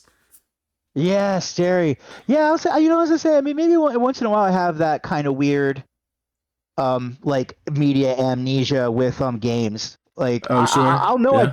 I'll know I played it, but I'll be like, I can't for the life of me remember what the What the fuck fuck happened in was that that? game. Yeah. And I'll Yeah. also like I'll play games on Game Pass that a year later I'll be like, oh wait, what was that weird Simon's Quest game I played that like pissed me off at this part where there was this thing? You know what I mean? Yes, yeah. But I see what you're saying. Yeah, that's in line with what we were just talking about. Like you just you consume, but like not all of it is hitting anymore. Yeah, it's not. The Yeah, it's only just few not things making an hit. impression. Just my eyes are open and I'm sitting on the couch. And that, yeah, and then I probably take a lot of drugs. So I definitely have that happen with games though. Same here. yeah, I definitely have that happen with video games too. I'll be like, damn, I just played that video game for like 40 hours and I'm not really sure I remember much of it yeah. at I don't all. even know what the fuck even happened in that fucking thing. Yeah, Like a lot of there's jumping around and boss fights. yeah, no memorable boss fights, nothing. Like I can't pull a single thing. I'm like, oh, I remember when I got this one gun, that was fun, but like or something, you know. I remember like something really weird and vague, but like nothing like significant. Where I'm like, man, this was, you know. Sometimes you just I just walk away from a game and I'm just like, what the fuck was I doing? Like I don't know. Maybe I was just in a funk when I was playing. I just wasn't paying attention. But it happens with movies too. Like that's when I end up turning them off. Is if I start just, like totally like losing track of what's happening, and I'm like, man, I'm just so distracted right now. I can't focus on this. I'm just like, all right. So what happened with you? Marty Supreme. I actually turned it off because I was getting tired. But it was a really good movie for what it was. What I saw of it. But Derry was good. Have you I really seen? loved it. Have you seen a film What was called it? I Saw the TV Glow? Yeah, you guys were talking about this the other day. I almost chimed in about. You have seen it? I really loved it. Yes, Oh yes. boy, yeah. Talking about the '90s and nostalgia and Yeah, art I really and loved that. vibes. Man, yeah, that was a fucking Really cool movie. that was one of the last movies that made a really big impression on me. Yeah. Has a lot of the it's just like the art, the lighting, the visuals, the Yep. music, everything was really insane. It's like one of those movies that like, the person who made it, they just knew exactly what they were wanting to fucking do. There was no question they wanted to put together something like that specifically so that it would hit you. Uh-huh. Or hit a certain audience of people. Yeah. And I think that like we're the target audience for that shit for sure. Our age group. That was a really good one, and there was another one that I really liked that was right around the same time that was similar. It was another Fall thriller horror. 2004 maybe. I'm not Yeah, sure. it was a good one. TV-ish horror. Yeah, it was the one 90s where they're horror. yeah, the one where they're on the show. Oh, Late Night with the Devil? Yes. Oh, yes. a banger. A Yeah. banger. Yes. Yeah. I watched those two in like the same couple of nights. Good. I watched Smart. TV Glow. Yeah, correct. That was during Yep. a month of October. Yep. Yeah, I usually save everything until Ooh, October, and then yeah. I just watch shit like all throughout that month. I'll like catch up or watch things that I haven't. Like I'll usually let shit go unless it's something like I almost went to go see Obsession in the theaters the other night, and I was gonna cheat. I was gonna double feature and sneak in to go and see Backrooms after, but I just wasn't. I just flaked out. I was like, man, I looked at times. I was like, shit, they line up perfectly. I could go at like 2, get out of fucking Obsession at 2 at 4:30 and go right into Backrooms at 4:45. And I was like, shit. And then I just woke up late and I was like, man, it's a Sunday. I'm just gonna play Bond and whatever. Yeah. So I skipped again. I keep flaking out on going to the movies in the weekend, and I really should do it. I ain't been to the movies in so long, but there are a lot of I do recall really liking it, and there are a lot of movies that come out all the time I want to see. Obsession does look cool. You know anything about Curry Barker? The director? About who? The director of Obsession. No, I don't. No, I don't. No. I will link some of his work to you, which is on YouTube. It's very good. Cool. Yeah, that's what I've heard. It was just like this is. It's really interesting. He does really cool creepy. stuff. Yeah, he does fun. Ooh, I like that. Fun, creepy, yes. Weird. Yeah, good stuff. I save. So what I try to do is I usually try to just. I'll skip going to see a lot of horror in the theaters just to save it so I have a bunch of shit to watch throughout October. Good idea. And then I'll just try to marathon all the movies that came out this year or last year, maybe like, in the past stuff, the past three or 4 years. And then I'll watch classics. But Yeah, I mean, there's some exceptions. Like, I'll probably go see the new Evil Dead movie when that. I usually go see Evil Dead in the theaters, so I'll probably go see whatever the new one is that comes out. I think it's like this summer or something. Is the next one, whatever Evil Dead Burn, Evil Dead Burn. Evil Dead Burn. Okay, Yeah, cool. looks pretty rad. They put out a trailer a few weeks ago for it, like a teaser. Well, actually, no, it's a full trailer for it now. But I'll be doing a lot of that. Yeah, I love me some I gotta horror. put together a list of movies that we have talked about watching, including. I always end up just writing down whatever I mentioned last night, which was Dungeons and Dragons: Honor Among Things. But we got a lot of. That's gotta happen. We got to put together a list of movies that we consider requisite. And I always say this, and I have little pieces of lists around my notebooks. But anyway, that movie's really good, and we'll watch. And all these movies that that are coming out. Obsession, I'm particularly interested in, but there's a lot of cool shit. Me too. A lot of cool shit. I And a heard lot it of cool was shit has come out very that I good. haven't seen. Yeah. But yeah, we got shit to do. We got shit to watch, and also We're this talking this about comes, Mortal Kombat too. yeah, oh, absolutely, yeah. But this also comes back to just like watching Andor and shit that I would like. The other thing is that like if I sat down and put that on, if you guys were not here, I wouldn't pay attention to it. So it's like the fact that we like that's why like we do this. That's why we're like, get together, watch shit and talk about it so that we're all sort of like, engaged in it together. Because I really, so much. Yeah, That's why I don't remember movies, because I put them on and fucking go dick around and go into the other room and make food or whatever the fuck I'm doing and smoking pot somewhere. I'm glad because for a while I've been wanting to like have friends to do that with, and I just never really could find them. And it's like a version of accountability almost, I guess. A little bit, yeah. Yeah, not like in a harsh way, just like in a Hopefully, try it not to be. Yeah. yeah. No, it's not like that kind of accountability. It's more just like a light version of it, of like, Hey, we're doing something. We got something to do. Yeah. Well, now I pay attention. I can actually talk to somebody about it right after. And it is nice to pay attention. And yeah, we are really fucking stoner ass. I wouldn't pay attention. You're right. If I put it on, I would just start looking at my phone. I would probably smoke. I would probably get all like whatever. I would just get discouraged. I don't know what's going on, and then I would turn it off and like go play a game.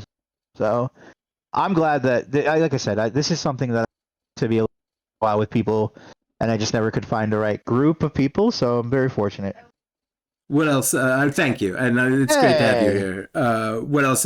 Before we get to what we are currently playing, before we get to the thing I finished that I want to talk about for 1 hour, I think I got what else two more. Okay, they're in line with this. They're in line with what Mixtape was. These are like by the way, narratives 10 out of 10 Polaroids of your weird friend from high school that you haven't talked to in 15 years. Oh, yeah, there you go. Yeah, I'm with you on that. I think that's fair. I think that's fair. I think 100. That is a very It's a 100. It's a 10 out of 10. It's a special experience. I highly recommend. It's on fucking Game Pass. You got no excuse. You got no excuse. And they lowered the price of Game Pass, so you got no excuse. But yeah, experience that. Take the 4 hours out of your day. One of my other buddies too played it one sitting, loved it. Game Pass and everything, I should say. I don't know about Switch. That's gonna be my. Yeah, don't expect available on everything. I don't know about Switch. Don't expect this to be a video game where you're doing, this is just you're playing the segments, you're watching, cool characters and fun. The dialogue is just on point. It's where it needs. It's really the biggest, I think the highest point of the game is its dialogue is peak, and the music is outstanding. I mean, that's what it is really about too. It's about characters. Yeah, enjoying the ride. Yep. Enjoying the ride. Rolling right along. When things get a little bumpy or they get a little, they get harsh or tough times come ahead, you still just try to enjoy the fucking ride because that's all we got at the end of the day. Because it's the fucking 90s and we're just fucking sailing into oblivion. Yeah. So I played I did the dispatch thing a while back and I really loved that. That was a 10 out of 10 for me. We started looking for other games that could like kind of fill that hole for Beth and I. Yes. And so we started playing As Dusk Falls a few weeks back. Yeah. or a month or two back, and we finished it. And it was pretty good. It was pretty good. I would say, it's a lot of making choices. You're in a scenario, and this is one of those more mature ones that you're going to make a choice and somebody's probably going to die or something bad's going to happen to them, or there's going to be consequences, and they really put you in tough predicaments that force you to really again, kind of like checking your moral compass. Who do you side with? What do you side with? What kind of person do you side with? The cop? Or are you siding with the kids that robbed the cop? Never side with the cop. Yeah. Are you siding with this person that's associated with the cop in this way, but this way? But there, so it's like it tries to mess with your moral compass, and you have to make a lot of like direct, tough decisions. Is this person going to walk away? Are they going to say this thing to this person that's really going to hurt them? Are they going to shoot them? Are they going to pull the gun up? What kind of, what it's going to put you in a situation? There's all these branching paths that you can go back and play it again, and the outcomes will be different. And so there's a lot. Every single scene almost has a alternative outcome, and there's a lot, and it's broken down into like 2 books, 6 chapters. I think it took us about 8 hours to play total. Like we each episode was what did I say, 6 chapters? Maybe it was 8. 2, 4. It was 4 chapters per book. Yeah. Okay. So it was 8 chapters. It was about an hour a piece. It's on Game Pass still, if you're interested. It does a lot of still animation. It's like it's like hand drawn, but like a lot of stills moving. But the voice acting is very high quality, like almost really motion good. comic-y kind of. Motion comic, yeah. Okay, yeah. Yeah, very much Yeah, like a motion comic. Yeah, so this is like a choose your own adventure, thriller motion comic about people in Arizona in the 90s. Cool. Yeah, I'm gonna start Arizona. only consuming media about people in the 90s. Yeah, this is like 90. Then I'll I be think this able is to around have feelings 98. again. Well, I think it was around 97, 98 happens. So about it's like you have like these. It's like really cool. They kind of give you like 4 sets of characters. Like, okay, here's this girl. Here's her parents and her family. Here's these boys who are these family of brothers who are trying to rob a cop. The cop, and then you have a couple other people, but really those are the main 4. Is like the brothers, the family with the daughter, and then like everything in between. And so like it's kind of like how their paths cross. And they're because the family's moving into Arizona. They make a stop at a truck stop. The robbers show up as they're escaping robbing the cop's house. Now they're kind of wanted. Now a whole thing happens at the gas station with the gas station employees, the boys who robbed, and the family who are trying to move on from their lives that are having like a struggling marriage, and the daughter's kind of like all over the place. And yeah, you're just like all these chaotic characters are now just smashed together, and now you have to figure out their outcomes, and it's very cool. It's very, very, very 90s. Definitely really 90s if you like that. And These guys make a like, spaceship game. Yeah, it would be really cool if they did. I don't know. There is a. That was. I did thought, they? Well, there is some kind of science fiction game in this style that came out. I thought it might have been the same studio. I could be wrong. Recently, like a science fiction kind of. Are you talking about the Dark Pictures new game? I don't think so. I really don't know what I'm talking about. Like this is I something someone said to me. know. Like, well, yeah. If I think of anything else, but it was because the name of that studio is Interior Night, and I don't know what they've done since. I don't think they've done anything since Dust Falls. I don't know. It was something that somebody mentioned this type of game in some studio that had made one of these horror games where you choose, what happened, and anyway. I don't know. It has to be Dark Pictures, Supermassive Games. They do all the ones we were talking about. We were talking about all the ones that are like a cinematic movie, that the horror, and you choose like what happens to people. Some of them die, some of them survive. You're trying to keep everyone alive. Like Until Dawn, Yeah, which they announced Until Dawn 2 today. Oh, did they? That was crazy. Yeah, that was in State of Play. Was I not paying attention? Perhaps not. That was one of the Wait, Until Dawn? Until Dawn 2 was announced today. Yeah. Wait, is that related to As Dusk Falls? Are we talking about two different things? No. Yes. Because you were talking about. I'm talking about a science fiction game like this. And I don't know what it is. Like, we're not going to figure. This was something somebody like I'm really like trying. Yeah, we're not going to figure this out. Because the Expanse has a Telltale style game. Voodoo. They did a Telltale Expanse game recently. Okay. All right. I'm just trying to figure out who. But we're dude. Like, I promise you. Like, I don't know what I'm talking about. If anyone knows, it's me, so I can ask the right questions to get the answer. But is this what we need to do? Is this what we need? Is this what you want to do? No. I got no. We'll figure it out later. What do you call this type of game?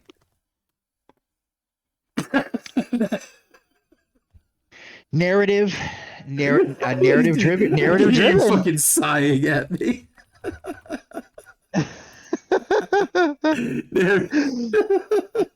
They don't know, like, what do you call Life is Strange? The game is Life is Strange. I don't know, and I'm going to talk about that one next too. So. Oh really? Something happened. Let's do that. Are you thinking of Life is Strange? There's sci-fi. No, it's not. No, it's not. It's not Life is Strange, but it's one of the studios that made one of these types of games. But how was As Dusk Falls? You got a number? Yeah. I in terms of narrative-driven graphic adventure games. Okay. Or interactive movies. I guess you could say, but narrative-driven graphic adventure games. I feel like that's kind of a good way to go with it. Okay. This is on the higher side. I do think that like it seems like this was their first time making that game, and you can tell. So there are some hiccups in it, and I'd probably like land at about a 7.5. Route 69s out of 10. Oh, Route 69s. All right. Or whatever fucking route it is that they're nice. on. They're somewhere out there on one of those routes. 60, whatever route it is, I give it 7.5 routes out of 10. All right. Yeah, it's good. It's good. That is above average. It's good enough to play. It's not like gonna blow your mind and like fucking ruin your life, but like it's enjoyable enough to sit through the 8 hours of it, see what happens and see what outcomes you get. It's always a fun is you get to see what did everyone else choose. So like, where are you in the minority of decision making and what happened in that moment, and I love that's always my favorite is seeing that after the fact, like, oh, we made all the choices, no, everyone else didn't. You'll see what percentage of the global players made that choice. Yeah. And I love being like oh shit, we were in the minority of choices. We took risks. Everyone went that way, and we did something different. So that's always fun. Life is Strange Reunion was a fucking masterpiece. I was so happy with it. That's another one that, like, right before we stopped, I had played. Is this a sequel? Is it a remake of something? Where is this in the story? Reunion. This is like the third part in a trilogy. So I mean, yeah, that's I saw a sequel. Yeah. There's the very first original game, like Life is Strange. Then a couple years ago, they made a direct sequel to that first game, but the other games in the series are not. Right. They made a bunch of other Life is Strange games that are good, but this one was the first time they actually went to explore the original characters, the original story. 20 some odd years later. Oh. Yeah. This is cool. When they're yeah. Okay. Because like the original game takes place in the early 2000s. The new games take place in like now, like current. Oh, okay. So weird. Yeah. Now, Max and Chloe are now in their 30s. and it's it's basically like a final chapter, because they put out Double Exposure a couple of years ago. That was the sequel. That's the sequel. That's the sequel. That was the Yeah. sequel to the very original. Yeah, they were like, they left that in a way where it was like, oh shit, this isn't over yet. And then Reunion came out this year, which was like pretty much the ending to that saga, to those. Everyone wanted those characters back. They'd been asking for years. Double Exposure was pretty good.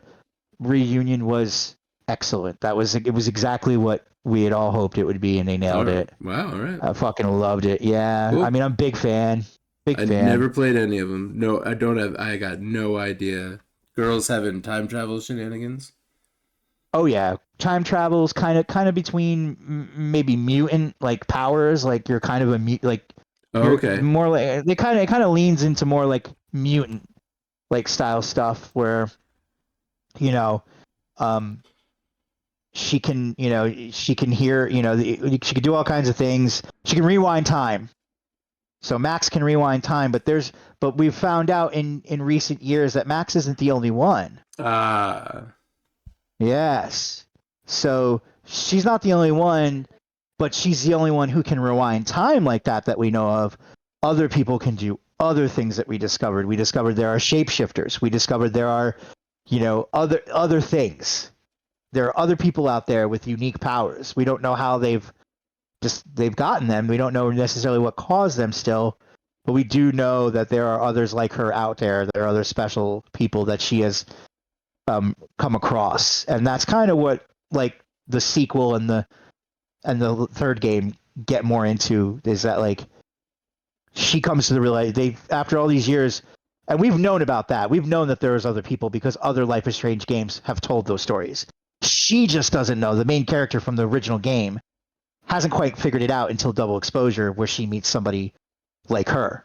And then that is a whole storyline and narrative, and her getting back together with Chloe and how that works, and the aftermath of what happened at Calderon. She's now a professor teaching photography.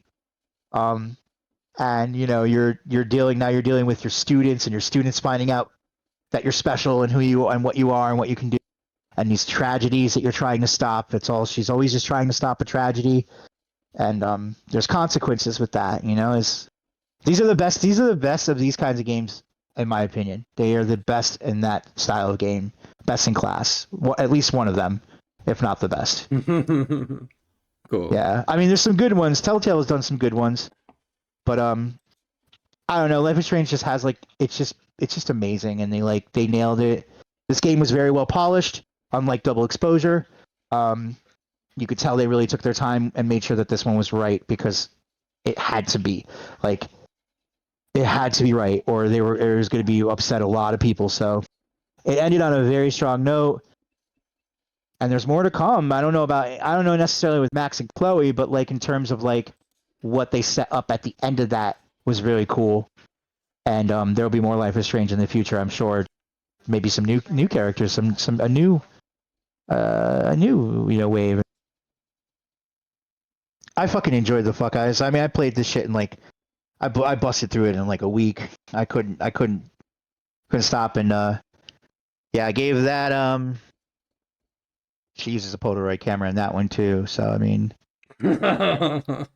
that's like one of her things, is like that's the Polaroid and the cameras and the photography are like more of a Life is Strange thing, in my opinion, than it would be a Mixtape. So sure, I'm gonna go with I give Life is Strange Reunion 9 out of 10. It's probably the best one since True Colors, which is I mean I'd probably rate it the same way, probably in the same place, close to it.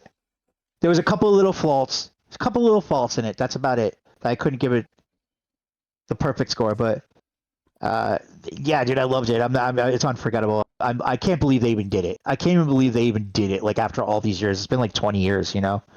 Like Life is Strange came out in like 2010 or something, or 2006. I don't know. Very happy with that. I have no idea, but I know. Yeah. That might not be one day. Maybe you'll get around. Maybe you'll get a chance to play them. They are really good games. If you're looking for that Yeah, maybe I should because I don't that that much. narrative. I don't play a lot of narrative type of, despite Yeah. everything that I just said about mixtape. I don't play a lot of narrative games. Yeah, I love I a like to shoot good. guns at people. Yeah, I love that too. I That's love that my favorite thing to too. do. Yeah, sometimes I see that's what I mean. I come to video games for everything. And so it's okay.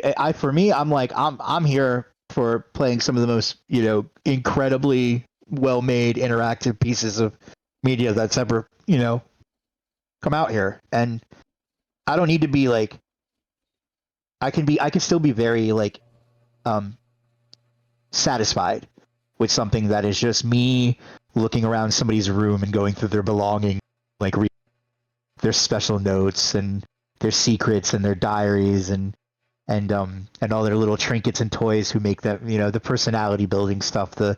I love that. I love when developers put all that love into it. They really want you to feel like this person's room is their room and you're in that room and you're going to get to see all the things about them. You're going to learn about who this person is by like just going through their shit. And It's a fun thing to do. I love it. I just love the idea, and then conversations and making choices and having to make decisions and just kind of like soaking in that universe. I love the Life is Strange universe. Their characters are so like relatable and fun and unique, and yeah, I love like getting immersed in their worlds and living in their style. I feel like I become them, and that's good shit, man. I don't need to be shooting things all the time. I don't need to be blowing shit up all the time. You can still tell me a good story, and I can be the one to direct and control the character and feel those moments, and embrace, get into them. I like that. So I don't know. I enjoy interactive movies even more, I think, than regular movies sometimes. But um, yeah, that's. I think that kind of clears everything that I have beat in the past couple of months. Maybe I don't know. I don't know if there's anything else, but Well, good I job. think. That was 2 hours. Thank you for joining me. We'll talk about Death Stranding 2 at some point, but Oh, that's dude, everything we've that got Voodoo to. has Yeah. done. No, we got to talk about that. No, I mean, I'm still here. I'm still here. It has been 2 hours, but I mean, I feel like we should Yeah, have. we I can mean, we should wrap at it up least and talk save it for about another Mina time. and fucking First Light if that's what you're doing now. But why don't we just Yeah, do a podcast where you tell me what you've been playing because it's gonna take Well, now we're six caught up. hours if we both go. We're caught up now. Okay, so what you Now, playing? I mean, now we're talking about the stuff that we're both playing. I mean, we're Well, playing I'm some not Mina playing the First Light. Hollower, right? Yeah, but I'm not Yeah, playing First Light. You're not playing First Light. I am playing a yes, probably like fuck. I guess. I mean, this is probably my. Trying to think of like there's other stuff on the list, but this is arguably my most anticipated game here was 007 First Light. Oh, The newest Bond, the newest James Bond game done by the creators of the Hitman games recently. yeah. What a fucking game, man! This is some shit, dude. I haven't seen anything like this, and this exceeds all my expectations of what it was going to be. It's hit Bond for sure, but it is like really like playing a James Bond movie. It is moment to moment, second to second. Every single sound, every single piece of music that's being played is almost like directed and played out as if it was a home movie. Really cool origin story for James Bond here. We're kind of like hitting the reset button. Did you say everything is And played out like it was a home movie? Did I mishear you? A no, Bond movie. A a whole Bond whole movie. movie. Yes. Okay, yeah, I'm sorry. Yeah, Never everything mind. is played together as if it's like a whole movie. Yeah, Yeah. sorry. It feels like you're playing, and it doesn't. It never feels like you're deviating into a part of it that's not feeling like it's carrying you in a movie sense, right? But like you'll have these huge areas where you can choose how you want to approach the situation. Do I want to try to bluff my way through it? Do I want to go guns blazing? Do I want to try to sneak attack and stealth? You know, um, Yeah. do I want to go through this? Do I want to use this disguise? Do I want to go through this door and try this route? Do I want to try to poison somebody and get them to run, out of the way of the door because their stomach hurts? Yep. Yeah. They got to run to the bathroom. Yeah. So they implement a lot of the Hitman things, but they implement the right ones that meet the criteria of a Bond universe. Right. And I think it's brilliant. Yeah. It's Zapping just them with laser beam watch. Yes, using laser beam watch to Okay. shut off a fucking either making them stumble or maybe you're shooting it into a fire extinguisher, blowing the smoke at them, and then you can run into the smoke and tackle them and knock them out immediately. No one will see because there's all this. So you're using it as like a cloak. I mean, this is this is so for me. This game is just made for me, man. Shit, man. It's somewhere in between, Tomb Raider, Hitman, and Uncharted, and James Bond. It's like a version of those games. If you ever played Uncharted, action adventure with lots of platforming and climbing and shooting and shit. Same thing with the Tomb Raider. Uncharted, should I? Wow, yeah, yeah. If you're into Indiana Jones style, it's got that side. That wise ass humor. The character's a real wise ass. Nolan North plays Nathan Drake in these games. They have usually a really good cast, really good. These are made by Sony. They're really good Naughty Dog production, high quality.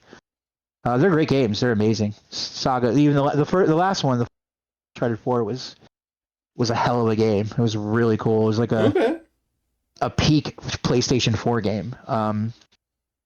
But I have you ever played any of the Tomb Raiders recently? The more recent Tomb Raider games? No. It's Tomb Raider 2018. As I watched the Tomb Raider trailer this afternoon, I thought to myself, I really don't know if there's any kind of mechanic or anything unique that makes the Tomb Raider games other than if they're about this woman. Is that what makes a Tomb Raider game? What is a Tomb Raider game? I've not played any. No. Yeah. I would say that if anything, even closer to that Tomb Raider is closer to an Indiana Jones. Oh. In that, you're going to these exotic locations where you're going into huge labyrinths and tombs and vaults. But is there anything unique about the mechanics or the gameplay? Is there anything about? Oh, absolutely. The signature dual wielding pistols, the movement that she has, that she's kind of acrobatic. She does a lot of climbing and jumping and swinging. It's very it's very Indiana Jones. Yeah, all right, yeah. Okay, I got you. Fighting dinosaurs, Yeah, okay.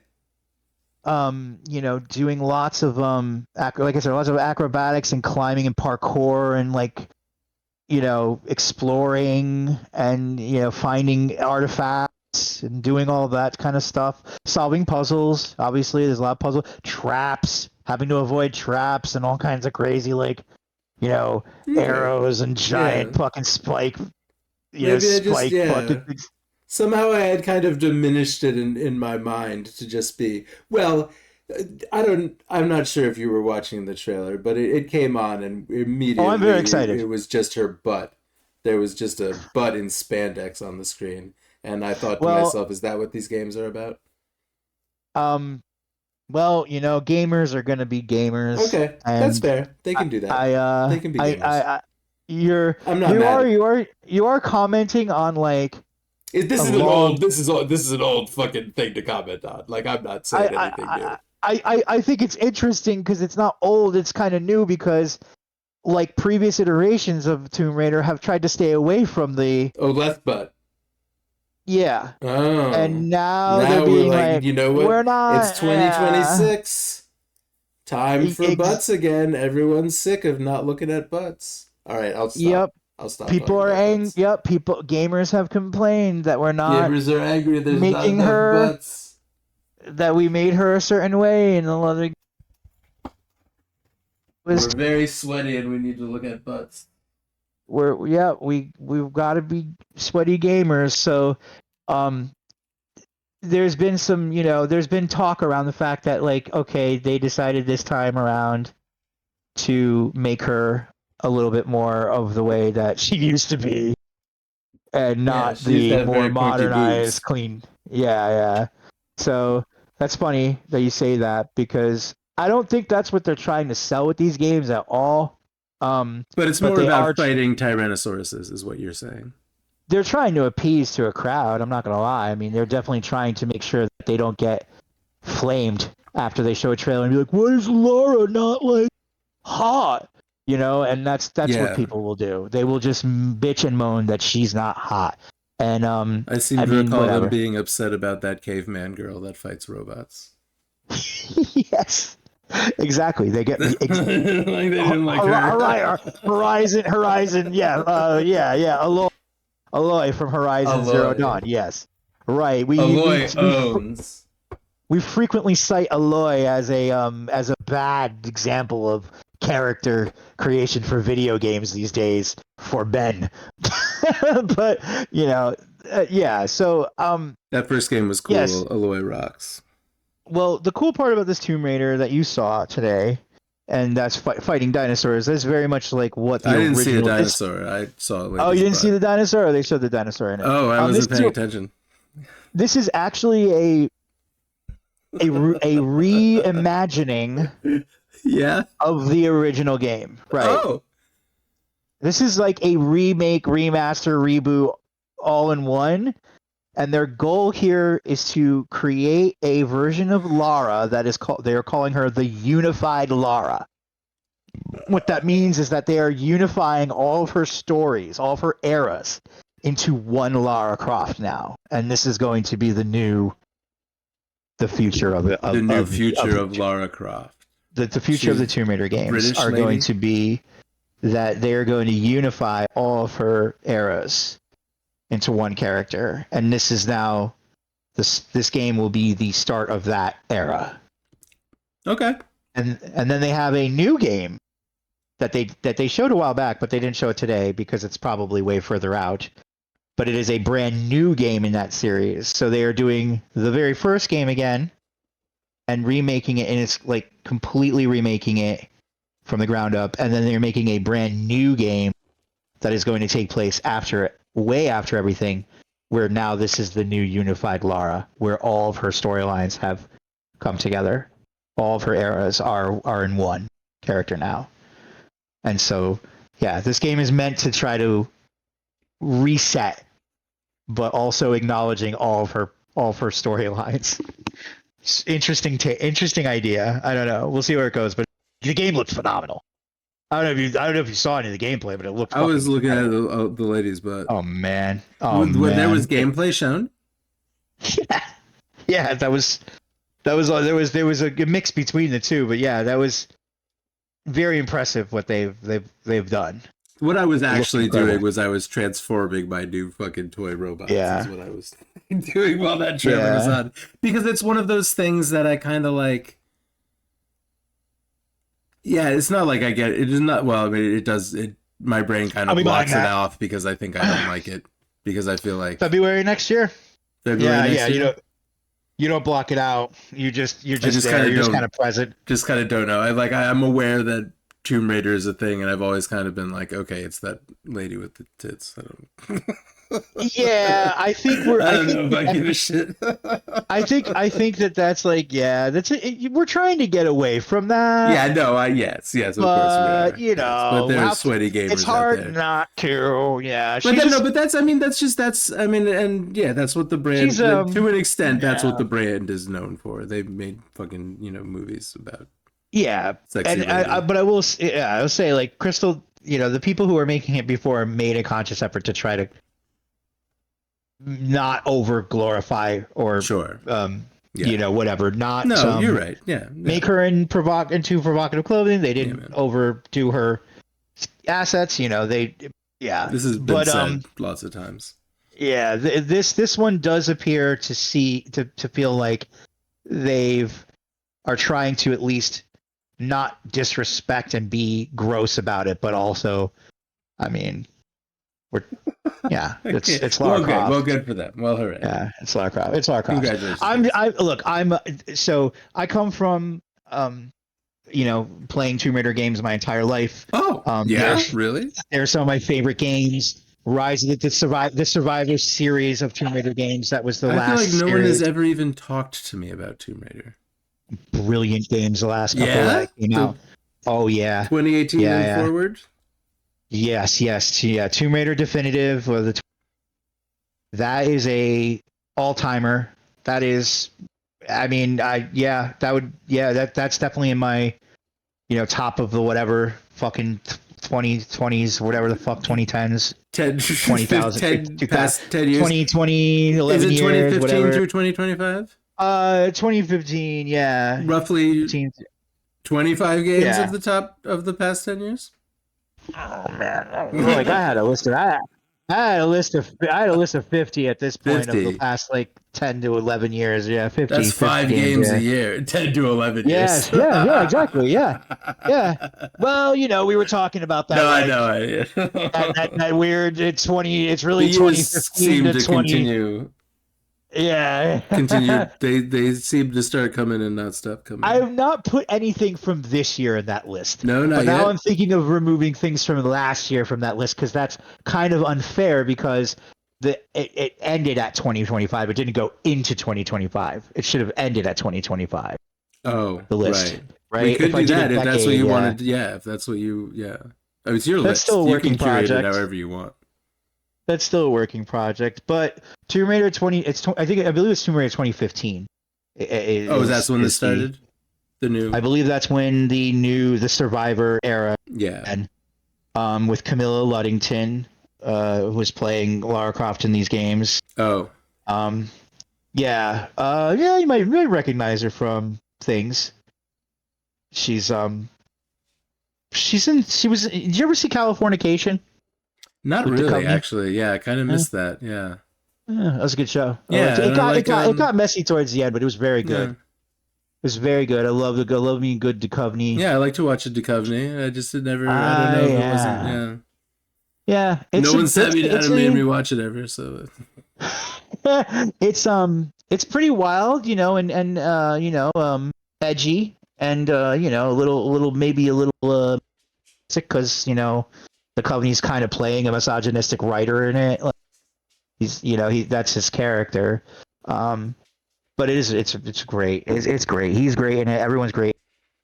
Camilla Luddington is in it as a as his Do you remember his lawyer was his like basically like his brother-in-law? No, I didn't see.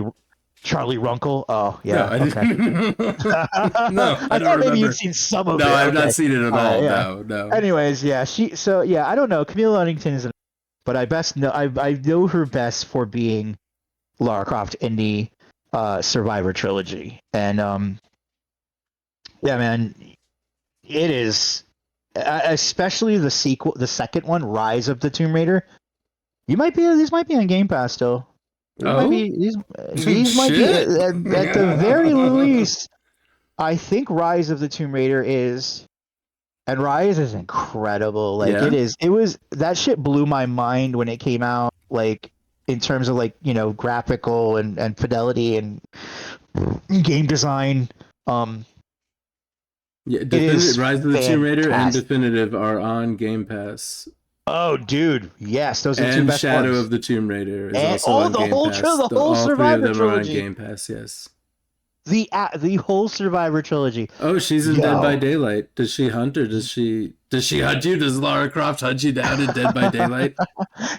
She might be a survivor in it then. Yeah, that's probably I know that's that's an more asymmetrical. likely. It would be funny if she was fucking hunting you down with a bow and arrow and a hatchet. Yeah, because I know you can buy the like monster. You can buy the villain game and play. If you want to play as, they've had everybody in that fucking game now too. Like all the horror icons have been Dead by Daylight, I think by now. Yeah. And Well, maybe, you can play as like Jason or whoever, yeah. or Oh, like the icons for sure. Yeah, yeah, yeah. yeah, Michael Myers. Or I did mean, they that's put like Jason? Because Jason had his own competing game, and then everyone who Jason did owned have his own Friday the game. 13th Yeah. sued each other, and Now no one's allowed to use him.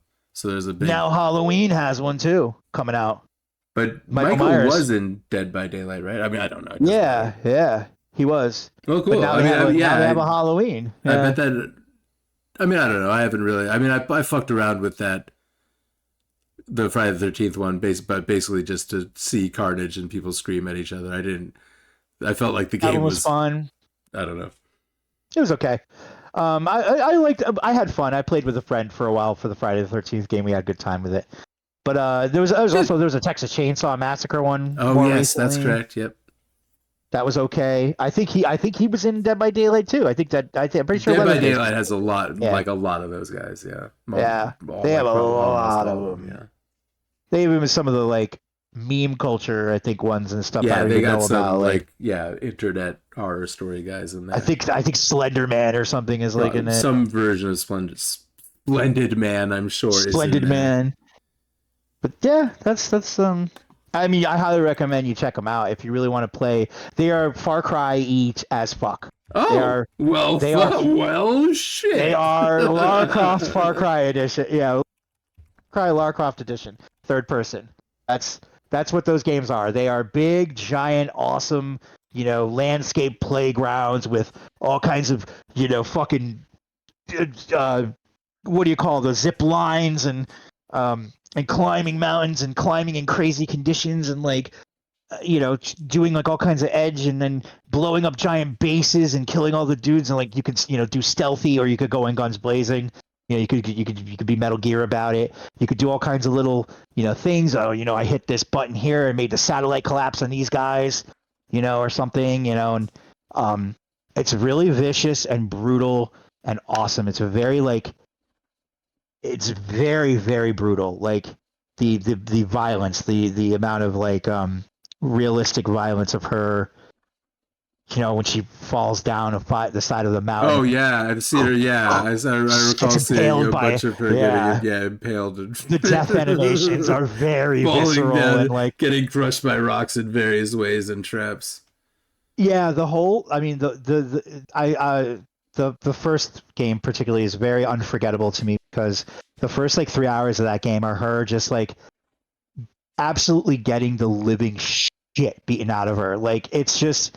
I don't want to sound like masochistic and weird about it, but it's like you do. It's just so insane and like, but it's just like it has so much power to it and like this is her like the origins of her in this particular storyline of her eras or whatever, and the way that they make the sound and the visuals and everything, it's like, dude, it hits like it's just so.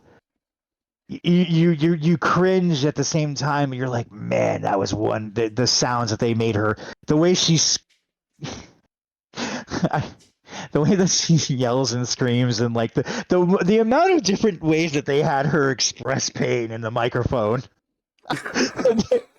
It's so impressive. It's just wow, especially for 2015 at the time when it came out. This was like ahead of the game. This was like ahead of development. They were just like ahead of the game.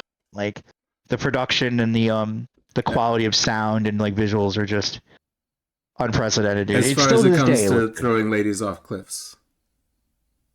Yeah, dude, it's real savage. And like like I said, like the first 3 hours of the game are her just a lot, getting crushed, being punched a lot, like. But it's the calluses that are making her into who she becomes.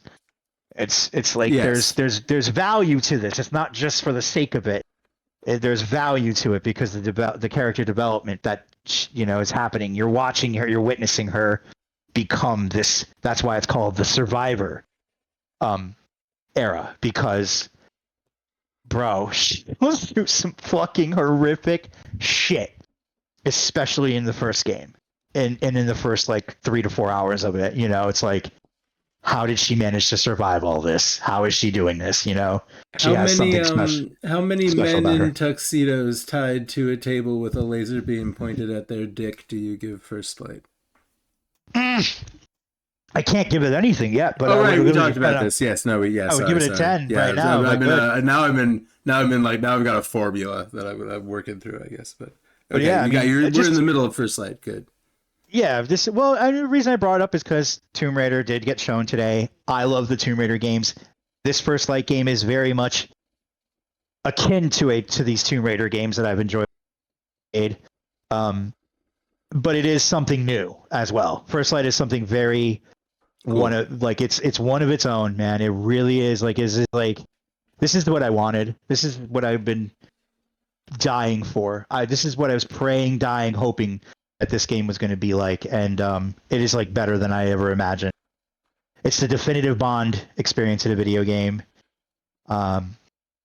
They just, yeah, these people just they must absolutely have fucking. I knew it was a match made in heaven when they announced that this was going to be the team to do this. This was going to be the next project after Hitman, and I was just like, what better? And they exceeded that, you know. For me, I mean, there's just it's nonstop. It's all killer, no filler. There's never a dull moment. It's all these amazing like set pieces that you play that don't feel like you're on a ride, but that you're actually playing them, that you're actually controlling them, that you're dictating what happens in them, and then that is stitched in between segments of where you are in a setting.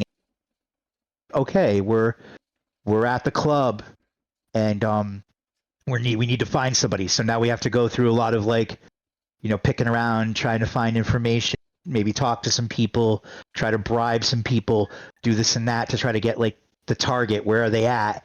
And like, you know, you have all these different sandboxy ways of going about how you want to, you know, complete this particular segment of the mission.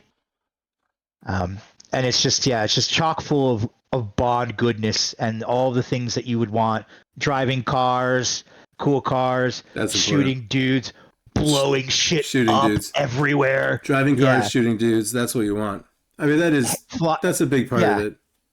Hanging off the side of a plane. That too. Yeah. You know, Being yeah, in planes, very Bond. I think. Yeah. Fighting dudes on the top of on a train. Oh, You know, yep. just every single fucking thing, and it just doesn't stop. It has not stopped since I started playing it. You know, I'm about 5-6 hours in, and it's just like it's just a glory. It's just a glory ride. It's a joy. So well polished. It looks amazing. All the Bond music plays and cues at the specific times, like it's the fucking movie, and that, you know, the certain motifs that they play, the Bond, you know, Like a whole ass movie. Yeah, I know. Yeah, for sure. you know, everything is just like stitched in it, like they put it all in place, and it's just like, wow, this feels like I'm playing a Bond movie, and I think this is the closest thing I've ever felt like I've ever, besides like cinematic, you know, narrative games or like Mixtape, which really felt like a movie with, you know, chapters and scenes. It felt like a Wes Anderson movie at times, or, you know, Yes. like, you know what I mean? Good call.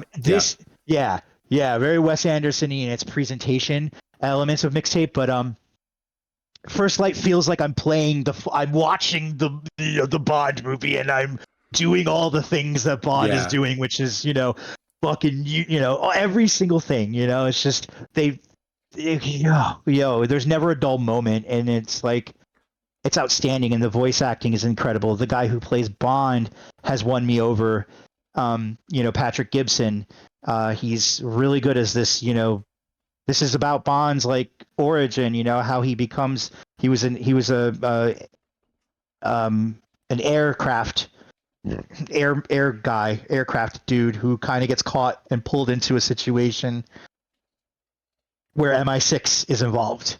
Okay. MI6 has basically, you know, has a fail. He's not knowing what's happening, but he gets caught in the middle of a mission and then ends up being the sole survivor of that situation.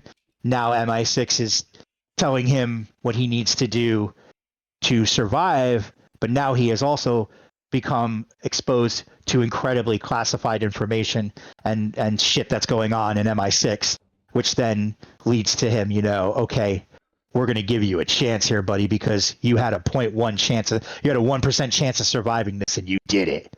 Right. So Yeah. there's something about you we don't know what it is, but we know there's something about you, Mr. Bond, and now's your chance to prove to become an MI6 agent. This game is about you turning into Bond, to becoming 007. This is about getting the title. This is the game. This is the storyline about you earning the 007. Now you're chasing after 009, who has done some fucking bad shit. Oh yeah. And we've got to find 009. Yeah. And we need to know what's going on. And so that's where you that's kind of the opening of the game, more or less, is that like you're this aircraft dude, who now is wrapped up in MI6 and now is learning how to become the Bond. And you're, like I said, you're trying to track 009. That turns into a lot of really awesome things. It's been a fucking joyride, man. I want to go play it right now. I'm like dying. Yeah, well, I can't I'm wait so to fucking into this game. race a couple of cars after I eat some fucking food for the first time in a little while. Yeah, dude. This game is just everything I wanted it to be. So I look forward to sharing more about that and whatever kind of when you finish it up. Yeah. It's supposed to be, a good like somewhere between 16 to 20 hours depending on. Yeah, it's not long, and I'm okay with that. I don't need a medium one. I think if something's approaching 20 hours, that's medium. That's perfect for something like this, I would say 17 is a medium. That's a good medium. Yeah. I don't need every game to be 80 hours. Yeah, you don't need to. Especially a James Bond to be that way. Yeah, Yeah, especially a game Bond that is a cinematic kind of, I mean, this might not be, anyway. I hear a lot of the the comparisons to it. Obviously, people who are fans of Hitman has tons of replayability to it. Yeah. And those games are designed for that, but I like that this is kind of narrative. Yeah, more mainstreamed, more streamlined. They took what they mastered all of the mechanics and all of the direction and all these things. They did that with Hitman, and so now they're just really taking all of the best parts or all the things that they did best with Hitman that apply well to Bond, and then turning it into a more streamlined direct video game. There's a start and a finish, and there's these they're like, it's like, I call it Hitman Light. Sure. Because that's what it is. It's Hitman Light. Yeah. Okay. Yeah. Even Saint. That Hitman trilogy is incredibly deep and dank and thick and replayable and full of content. Goat shit. That's another one, like that one of the best games of the generation is those Hitman. And Saint is a huge fan of those. And I'm glad to see. I was wondering how Saint was going to feel, because I was like, when I was playing, I'm like, I don't want to say this is not watered down. They're just deciding to like overdo it. They're deciding not to overfill it, overstuff it, which is good, because it takes away from the pace of the game feeling like a movie if you do that. Sure. Whereas now it feels like keep moving. Yeah. I'm playing a scene in a Bond movie. This this club or this embassy or this or this weird I went to it was the last place this like island where all these like black market trading is going on, and all these like this weird island in the middle of a bunch of half sunken ships, like giant tankers, this like weird tanker town in the middle of like, I don't fucking even know where it is. Like, and you're like there at this village where all these like black market deals and like illicit, there's like fight clubs happening and shit. And you go in and you do like the Jason Bourne where you like go into like the fight pit and fight guys as Bond and beat their asses and shit, Like, it just has all of the shit. It has everything you could possibly ask for. I don't know how they're going to do the next one and top it, but like, it's so fucking amazing. Yeah, everywhere you go, it feels like you're playing a scene out, and it is so well narrated. Like, the narrative and the story is just like so fucking incredible, and the music is right where it needs to be. It feels and plays good. I don't have a single complaint about it. I really don't. It's just like, nice. This is the fucking game I've been waiting for a while, and I am So pleased with it so far. Sounds awesome to be doing. I'm glad you're having that much fun. Yeah, I like the cars too, and I also like Mina the Hollower. Yacht Club Games. It was Yacht nice to Club. see that logo and hear that little do. That's so Pop up. funny because when that happened, when I first booted up Mina, I was like standing here all hyped out in the living room, and I looked at Beth and I was like, when the fucking Yacht Club Games thing came on, I was like, I was like, it's so good to hear that splash screen again. Fuck yeah.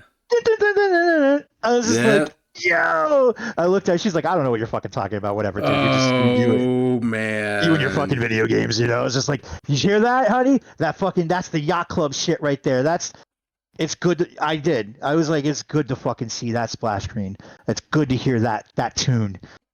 This is important. I have barely started. I have not beaten the first guy with a health bar. I think I don't even know if I would call it a boss. I haven't beaten the first like fight, but and I played at least the Death Knights. I played like two. I'm not sure if he has a name. It's one guy that I have to fight. That's like but I mean I haven't done like anything to be at a point where I would call it a boss. Okay, this is still kind of the prologue. Yeah. You'll get. Yeah. But just seeing Yacht Club, maybe my first impression is the music in this game, but everything, the mechanics, the way she moves around. I tried two of the weapons. They were both. I mean, you can just, even from what I played, you can see how deep this is going to be. Very Zelda 2 leveling system. Yo, this game is really Zelda 2. Yeah, this game is a little bit of Simon's Quest and a little bit of that one on the island in the fish dream. Link's Awakening. There you go. It looks a lot like Link's Awakening. Like aesthetically, it is very Link's Awakening. I can't wait for you to get to like the first dungeon. Maybe I'll play that after I eat some fucking food finally. But I gotta race some cars at some point today. Mina comes with I like that a lot of people are saying this about the game. They're like it's hard, but it is not stupid or like ridiculous hard. It is not Silk Song. Maybe even this is my Silk Song for this year though, for sure. But like I would say that like Silk Song gets like silly right away with the pogoing and stuff.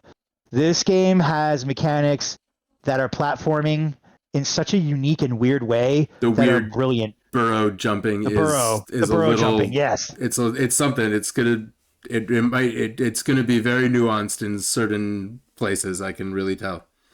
Yes, but you'll start to see that the way that they curated the levels, it's nuanced to that, and not just, well, we made this thing, now we're gonna make something for it. It feels like they made the levels with the idea of the burrowing in mind. Yes. And that's fucking it's fucking brilliant, dude. When you start catching the secrets, bouncing around. Yeah, you'll get it. Are you using are you using D-pad or are you using the stick to move? Probably the stick. Probably the stick. Yeah, you can use the D-pad, but what I found was that on diagonals and stuff like that, it's a little restricting. It's not as fluid. They really made whip the game around while you're underground. Exactly. It's too stiff to use the D-pad. Like I usually would probably play D-pad with a game like this, but I found that it seems like they gave you some finesse and forgiveness when using the stick. I highly recommend using the stick if you're playing this game, even though you can use the D-pad. I probably am. Just generally, my instinct usually is to only switch to D-pad if I'm doing some kind of very specific movement. Yeah. Where I need to know I'm pressing down at a certain frame, that kind of thing. Yeah, because I feel like there is the type of thing in this game where, moving on tiles. Yeah, which may happen in this game, for sure. Yeah, nuanced moving of tiles, but like the stick, they did it. I don't know, they got it right. They got like all of that. That's very hard to do, is to like get that that certain amount of balance between the pressure of when you're pressing and how fast she's going to move and how much she's going to move. Yep. And they seem to have got it just right, where you can do a lot of the inching and You don't stop too fat. You don't stop short and go off a ledge. You know, she always seems to respond right. And wait till you start getting to some of the cool burrow jumping shit. Where you have to make like leaps and gap over shit and stuff like that. It's like, and then like dealing with other kinds of like traps and other things flying around and happening at the same time. Yeah, things flying around, the fucking ground coming out from beneath you. You know, like it's just, yeah, man. This game, I've been really excited for this for a long time, and glad people are still doing this kind of shit. Like that's exactly what I said about Shovel Knight. I'm glad people are still doing this kind of shit, and these guys are really doing it. Like this is it. This matters. This is it. Yeah. This is the shit. This is what someone needs to be doing. This is my shit. Yeah. This is my shit. Yeah. This is the. I'm really excited to dig into it. A lot of people don't realize because maybe they didn't kind of come around. You know, indie games have gotten a lot bigger in the past 4 or 5 years. I think really big. Yeah. Yes. But like, I think a lot of people who weren't into it in the past 10 years didn't get to see Shovel Knight, or they don't understand where Shovel Knight is. I missed that one, yeah. And that was when indie games really started. When people really started paying attention was around 2015-ish or so for Shovel Knight. Shit was really kicking off around then. Like, yeah, I feel like in the fact that it was almost unknown that there were, indie games. Well, maybe. I mean, I could be. I'm probably. We just haven't gotten anything from these guys in a long time. They've done a lot of spin-off stuff, and that's been fun and cool and all. And there was a bunch of expansions and DLCs to Shovel Knight, which were excellent and amazing. The whole package is great. However, I think a lot of people didn't realize who these fucking people are. That these guys really should be on the Mount Rushmore of indie games type shit. Yeah, that's where I would put them. Unbelievable. Yacht Club Games was on. They just haven't had a chance, and they've been making this fucking game for 6-7 years. Cool thing to do, guys. Trying to make sure it's mastered. Yeah, really good. They promised that it would be out when it was right. They delayed it several times. They kept apologizing and saying, we're sorry. We just want to make sure it's right. And boy, this game is right. And it is right as rain. And I am so fucking happy. It's here, and I've been playing it, and it's just full of surprises. It's full of secrets. It's just it really is like the dream Game Boy Color game that if we were living in that day and age again, and this game came out in Game Boy Color, this would be the greatest game that ever came out in Game Boy Color type shit. I think it's so fantastic, and I haven't even scratched the surface quite yet. I beat the first dungeon, but by the time you get through the first dungeon, it really starts to shine for you. It's the first few hours are a bit rough and it's a bit grueling, trying to just get your bearings. But stick with it, man. Farm a save point and just farm for those fucking bones for a while if you need to get just a bone up to get your attack up, once or twice, or once and maybe your defense up. It's very helpful. This is my perennial.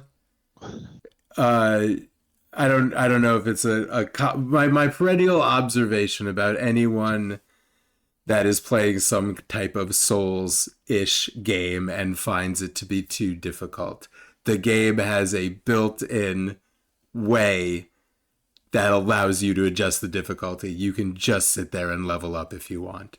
Thanks. That's good. That makes it accessible.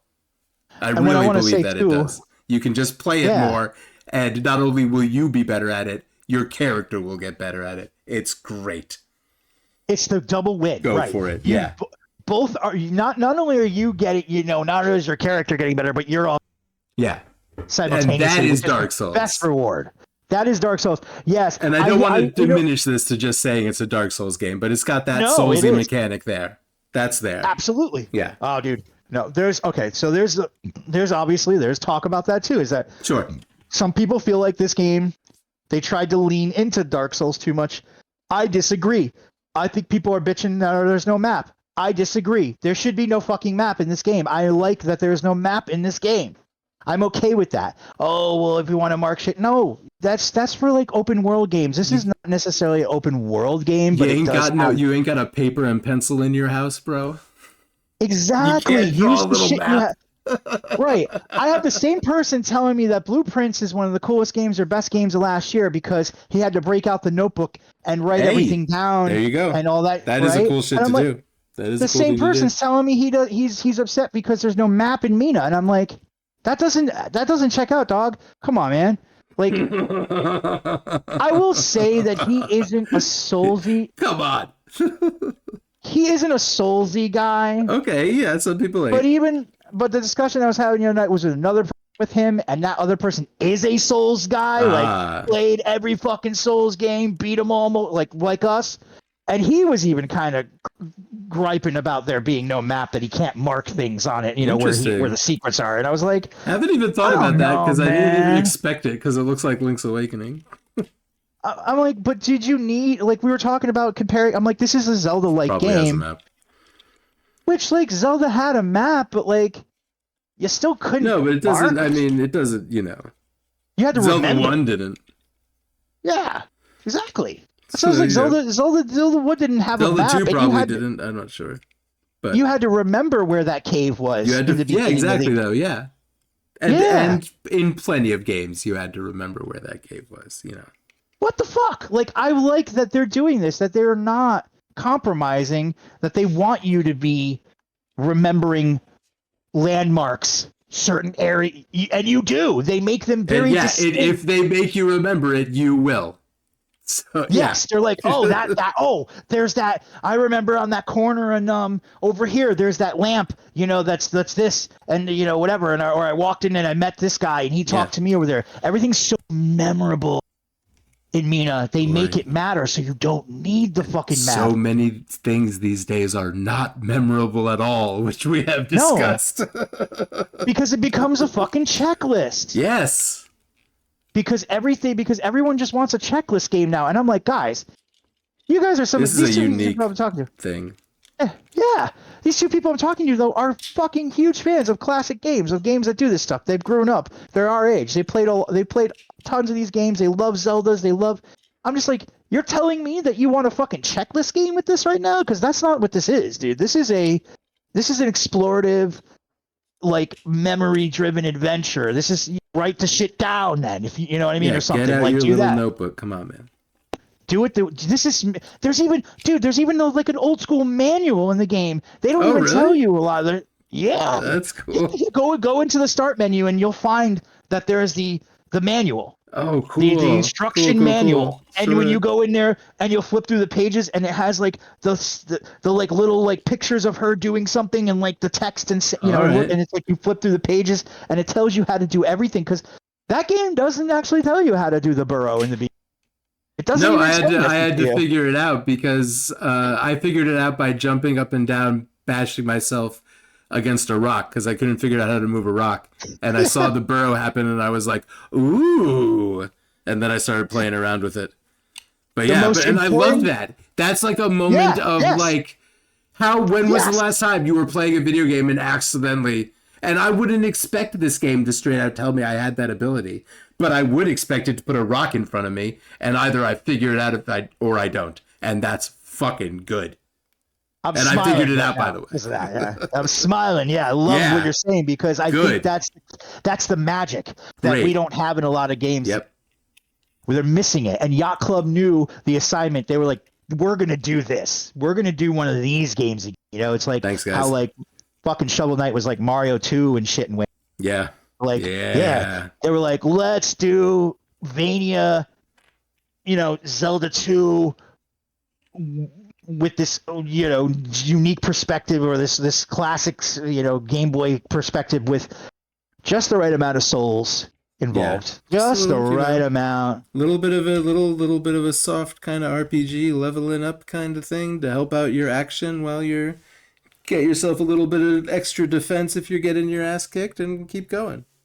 That's what I found happened. I was getting my ass kicked a little bit early on, and then after a few little runs, I'm like, okay, I got my bones here. I can bone up. Yeah. Bone up. As Bone soon as up, I bone man. up, boom. Time to I'm bone up. We're gonna be boning time to up bone up. left and right over the next couple of weeks. I imagine because I, yeah, cr- this I, looks cr- I awesome. cr- Yeah. crushed everything in it, right? Okay, all right. You know, it's like, all right, now I'm here. Now I'm good. You know, okay, yeah. I just had to level up a little bit. No big deal. It didn't take that long. It wasn't like hours of grinding. It was maybe an hour, you know. But then everything starts to click, and you start to understand. And like I said, I love that you have to discover the burrow or look at the manual. Yeah, that's cool. You know, Manual is to cool. understand this game. They didn't want you to. They didn't want to just tell Have you the everything game about explain the game. everything Yeah. to you. The first, step by step, explain to you how to play. Because that was, in the fucking 90s, that is how a game explained to you how to play. It would put an obstacle in front of you, and you would figure out how to get around it with one of the abilities that you had. And that's how you fucking learned how to do it. You just. I mean, arguably, this burrow technique is Yeah. like the most important technique in the entire game. It is the I would base. say. It's the backbone of the gameplay here. Yeah, it's Yeah, very cool. it is incredibly and important. it's very satisfying, and it's great to fly and leap and burrow around as Mina. It's really I think it's really cool to figure that out on your own, Yep. than to have them tell you it. And when you figure it out, you're like, it kind of just hits you in a different way. Oh, okay. We needed to know about this, you know. But you're thinking to yourself, I needed to know about it. But then you just kind of figure it out, stumbling upon it, which is nice. The way that they designed it, that you're going to do that, and then you're going to realize how important that is, because the game centers around that burrow mechanic and digging up things out of the ground and blowing up shit and throwing rocks from underneath him, you know, and finding secret rooms and Yep. all kinds of shit. It's Sliding endless, dude. under You're gonna little edges at the edge of the room, and sliding through little mouse holes at the edge of the room. Yeah. what you're seeing now is like them being tame. Yeah. When you get to the first dungeon, you're gonna see that it's like they like go for it, you know. They're like, now you've made it this far, now we're gonna really fucking give you the juice, you know what I mean? Like they really like bump it up in your first dungeon, and you're like, oh shit, there's secrets. And that you start thinking, I probably walked by a bunch of shit and didn't know it in the earlier, before the town or in the town. There's probably shit I'm not even realizing I saw. Every screen is curated with the utmost care.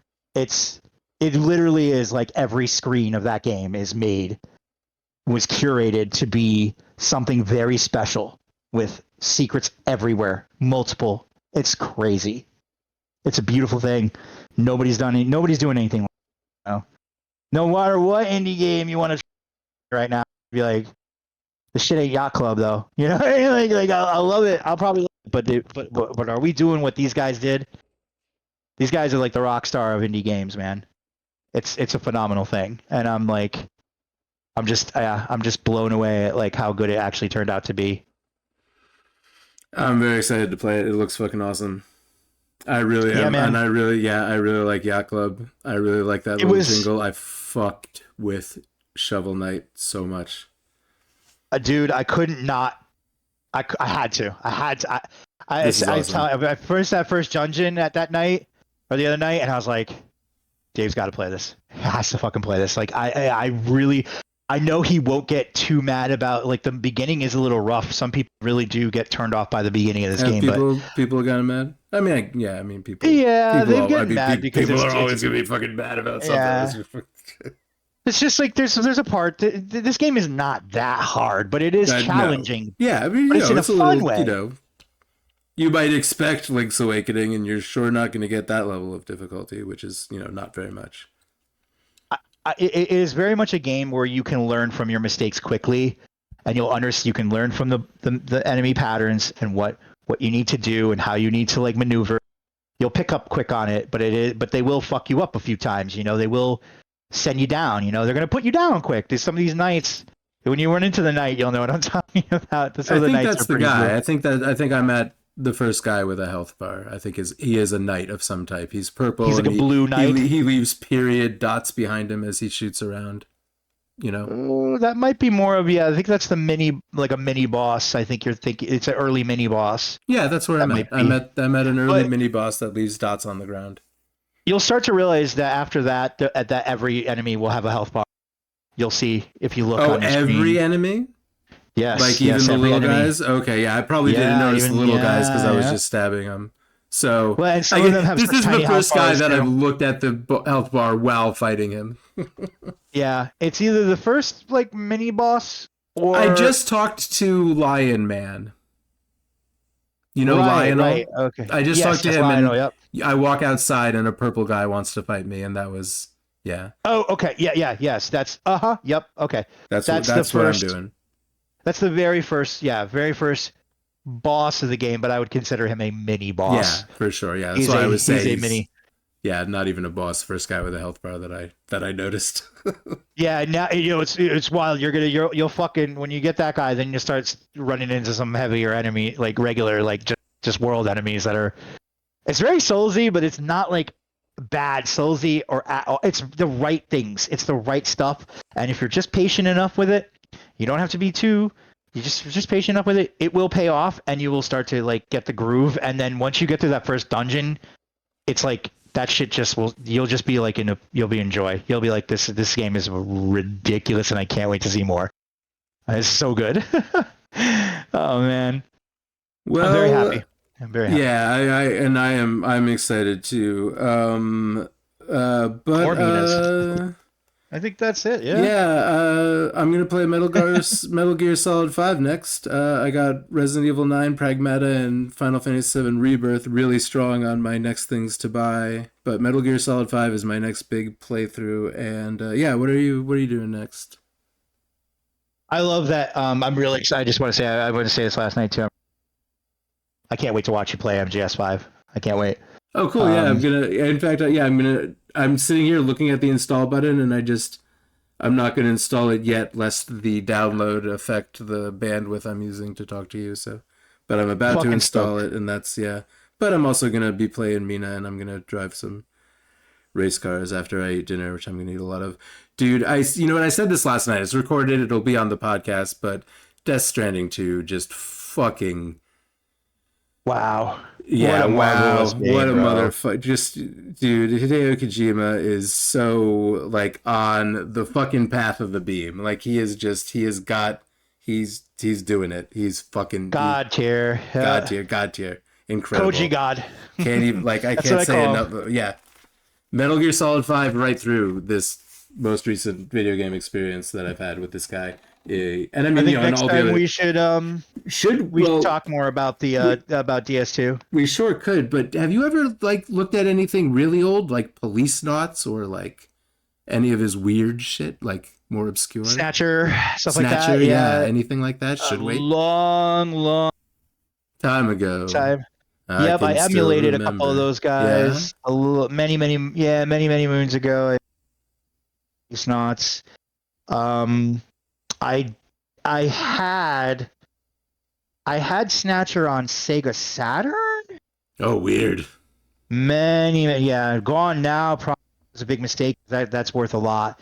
But Yeah, I'm real I did fascinated with have this guy. I just, yeah, I mean, so, yeah, well, I don't mean to interrupt you. If you do have any, if we do end up looking at some of that, I would love to look at that old stuff. Yeah. His old stuff is pretty cool. I mean, it is very much Old. like 80s. Point and click ish. Yeah.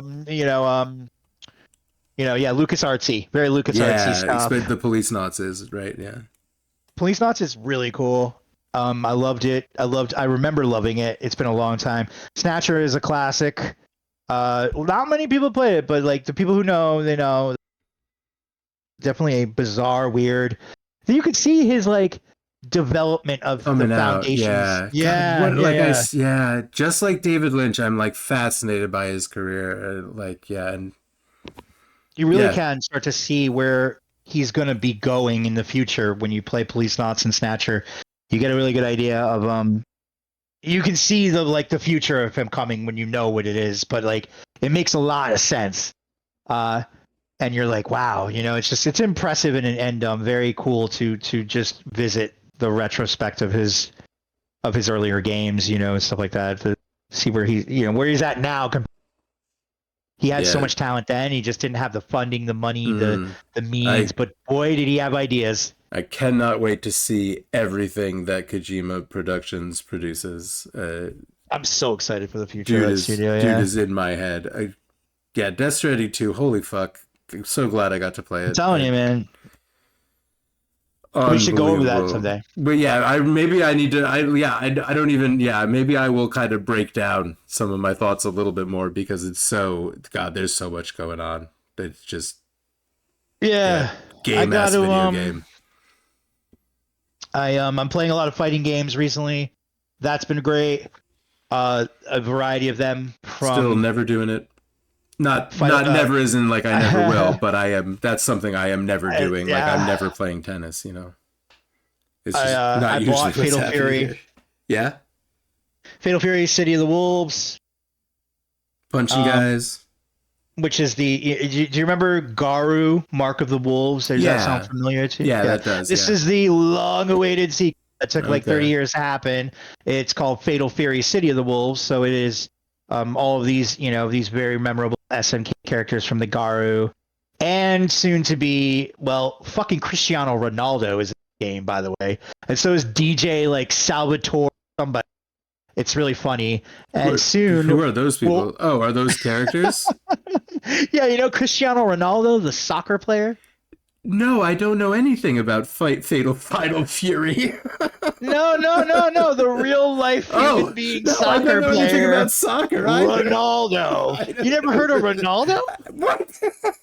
You've never heard of Ronaldo? I'm sure I've heard of some man named Ronaldo. Cristiano Ronaldo. Yeah. He's I don't know about like, Cristiano Ronaldo. Okay. All right. And I assure you, so. Who else? Who's the other guy?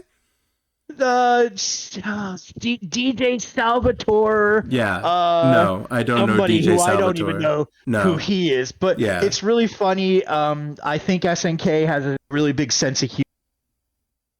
And a lot of some of their bonus DLC characters have been these weird celebrities that somehow have made their way into a fucking Fatal Fury fighting game. Yeah. Oh, cool. Soccer player. Yeah.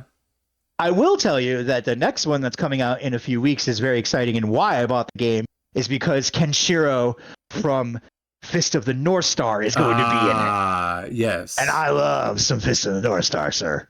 Yeah, I love these stuff. He crushes people's heads in a famous internet gif. You're already dead. Oh yeah, Is that what he says? And then he's the man of Hokuto.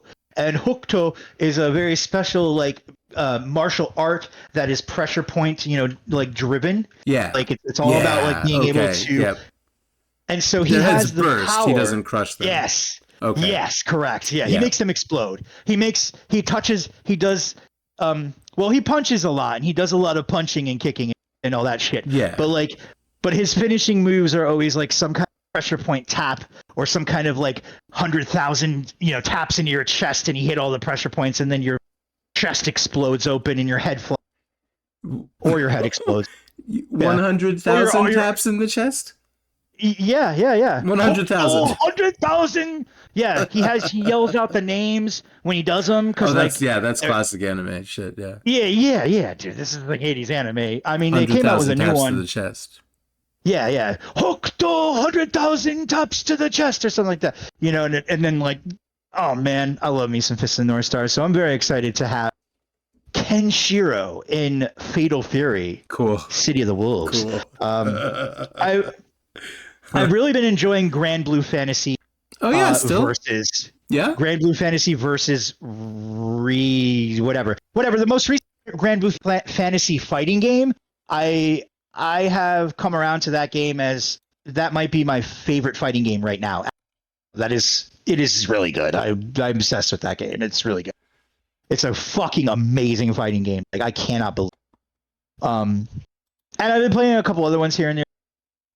I want to play Call of the Elder Gods. Call of the Elder Gods? That's a fighting game?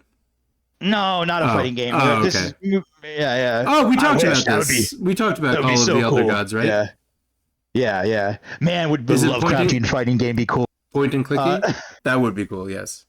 yeah, very first person. Oh, okay. Or never. Or maybe not as point as clicky. Oh, Misty. Okay. Okay. Sure. Misty, Yeah. but Okay. without screen to screen. It's more that you Yeah. actually Actual control motion. yeah. As you would. Yeah. Okay. Yep.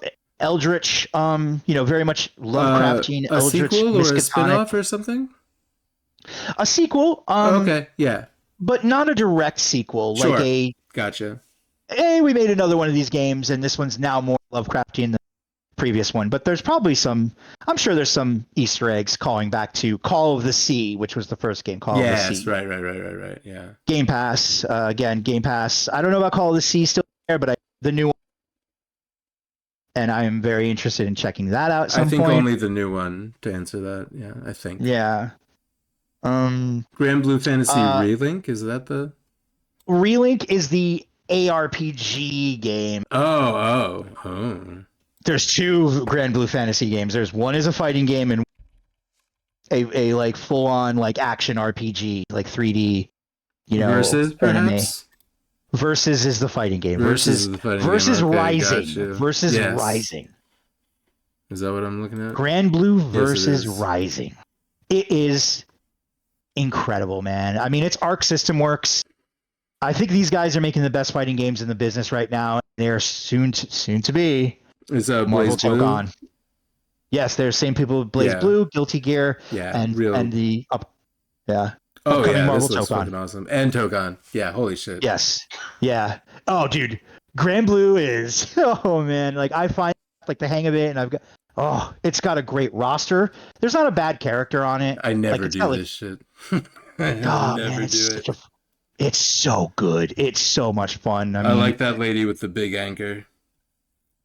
Oh, you're talking about from Guilty Gear? Yeah. May? Yeah. May? Yeah. And also the Yeah, waitress that did teleporting kung fu. In Guilty Gear as well? Yeah, Caranduberry. Caranduberry Jam. Jam was her name. Jam. Yes. Cranberry Jam. Yes. Caranduberry. I have no idea what that word is. I love Arxis. They're at the top of the game. I mean, they're at the top right now. Really are for fighting games. The peak. Excited. There's an Avatar, Airbender fighting game coming out in like a month. You like the Airbender? I'm not actually a fan of that stuff. Yeah. No, I never really got into it. I don't watch cartoons. I know. Yeah, that too. That's what we've talked about. That. Yeah, I don't really watch cartoons. I will, however, play that fighting game because it looks very cool.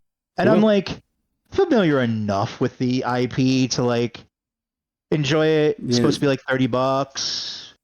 Friends are gonna get it. So there was an NBA Jam clone. Yeah, we talked about that. Yeah. I've NBA never The Run. I have not played a basketball game since like 1992. Yeah. Something on the SNES. I don't know. Ooh. Yeah, you said it was like a college basketball game. It was like a college basketball game. It may have even been like NCAA. I think it was. It was some kind of NCAA game that Yeah, very impressed. I played a little sample, a little beta this weekend of NBA The Run. I don't know. We've just been hoping for a long time we would get something like this that would be like that scratch the itch of the arcade, the arcade basketball kind of, NBA Jam kind of thing. Many have failed. Do the basketball players ignite with flame when they do slam dunks? Yeah. When you shoot the ball, cool. it gets on fire. Flaming ball, that's cool. When you get in the zone, you do like a, press the two sticks in, and now you're on fire, and now you're just flaming, and you might have something, each player has their own unique like ability during that time. So like Kevin Durant is deep threat, which means, he can just toss threes and not miss them, while you're in that. Sure. Most, you know what I mean? This person can dunk without being blocked, and, this person can fucking defend really good when they're in that. It's like you're super. So it's very much action, echoing, anime, arcade, basketball. Yeah. NBA Jam. For sure. Yeah. NBA Jam and NBA Street. I don't know if you remember Street. That was a little later, PS2-ish, or? Okay. Yep. That was basically the successor to it, where everyone moved and played Street for years. I played that game endlessly for hours and hours and hours. That time of my life. This game is the closest thing, and probably the most the best we're gonna get right now, and it's way better than a lot of the other things. I'm fucking buying it. It's coming out next week, and I'm buying it. It's $30. I can't not get this. It's just this. I had so much fun. I played with a buddy for a little while. It's 3v3. You can also play it. You don't have to. You can matchmake and it will fill your empty teammates for you, or you can play solo as all players by yourself. Sure. So you have options, but yeah, this is mainly. I mean, I think hopefully there'll be some play against the AI and shit, but this does feel like more. It's play against online and that. Everyone was cool. I was having a fun time playing randos. It was going well. The net coding was excellent. That's always important in these kinds of games. Yeah. It was very stable. We didn't have any problems. I played with a buddy for a while, and then he went off, and I was like, I'm just gonna stay. I'm gonna keep playing through the rest of the beta. And I played for another few hours and just had a blast. So those are kind of some of the things that I've been, on the horizon. I want to get to. Yeah, I want to play more Vampire Crawlers. I try to jam that in. Yeah, I've been jamming with them. Yeah, that's a good if I'm. Yeah, that's a good thing that you can pop open and rock out for 20 minutes if you gotta, I liked that. Just fucking do a quick little bust something down for a bit while you're doing something else. That and whatever. Black Jacket is another one that was kind of like that I really enjoyed. It's like a blackjack version of Balatro. Rogie. Rogie. And then I started playing, this is the third time I started, but Borderlands 4, playing in a group with people. We just started that this week. It's been a lot of fun. We've been making some good progress through Borderlands 4. Borderlands. That's kind of this one's good too. I played it here and there. Yeah.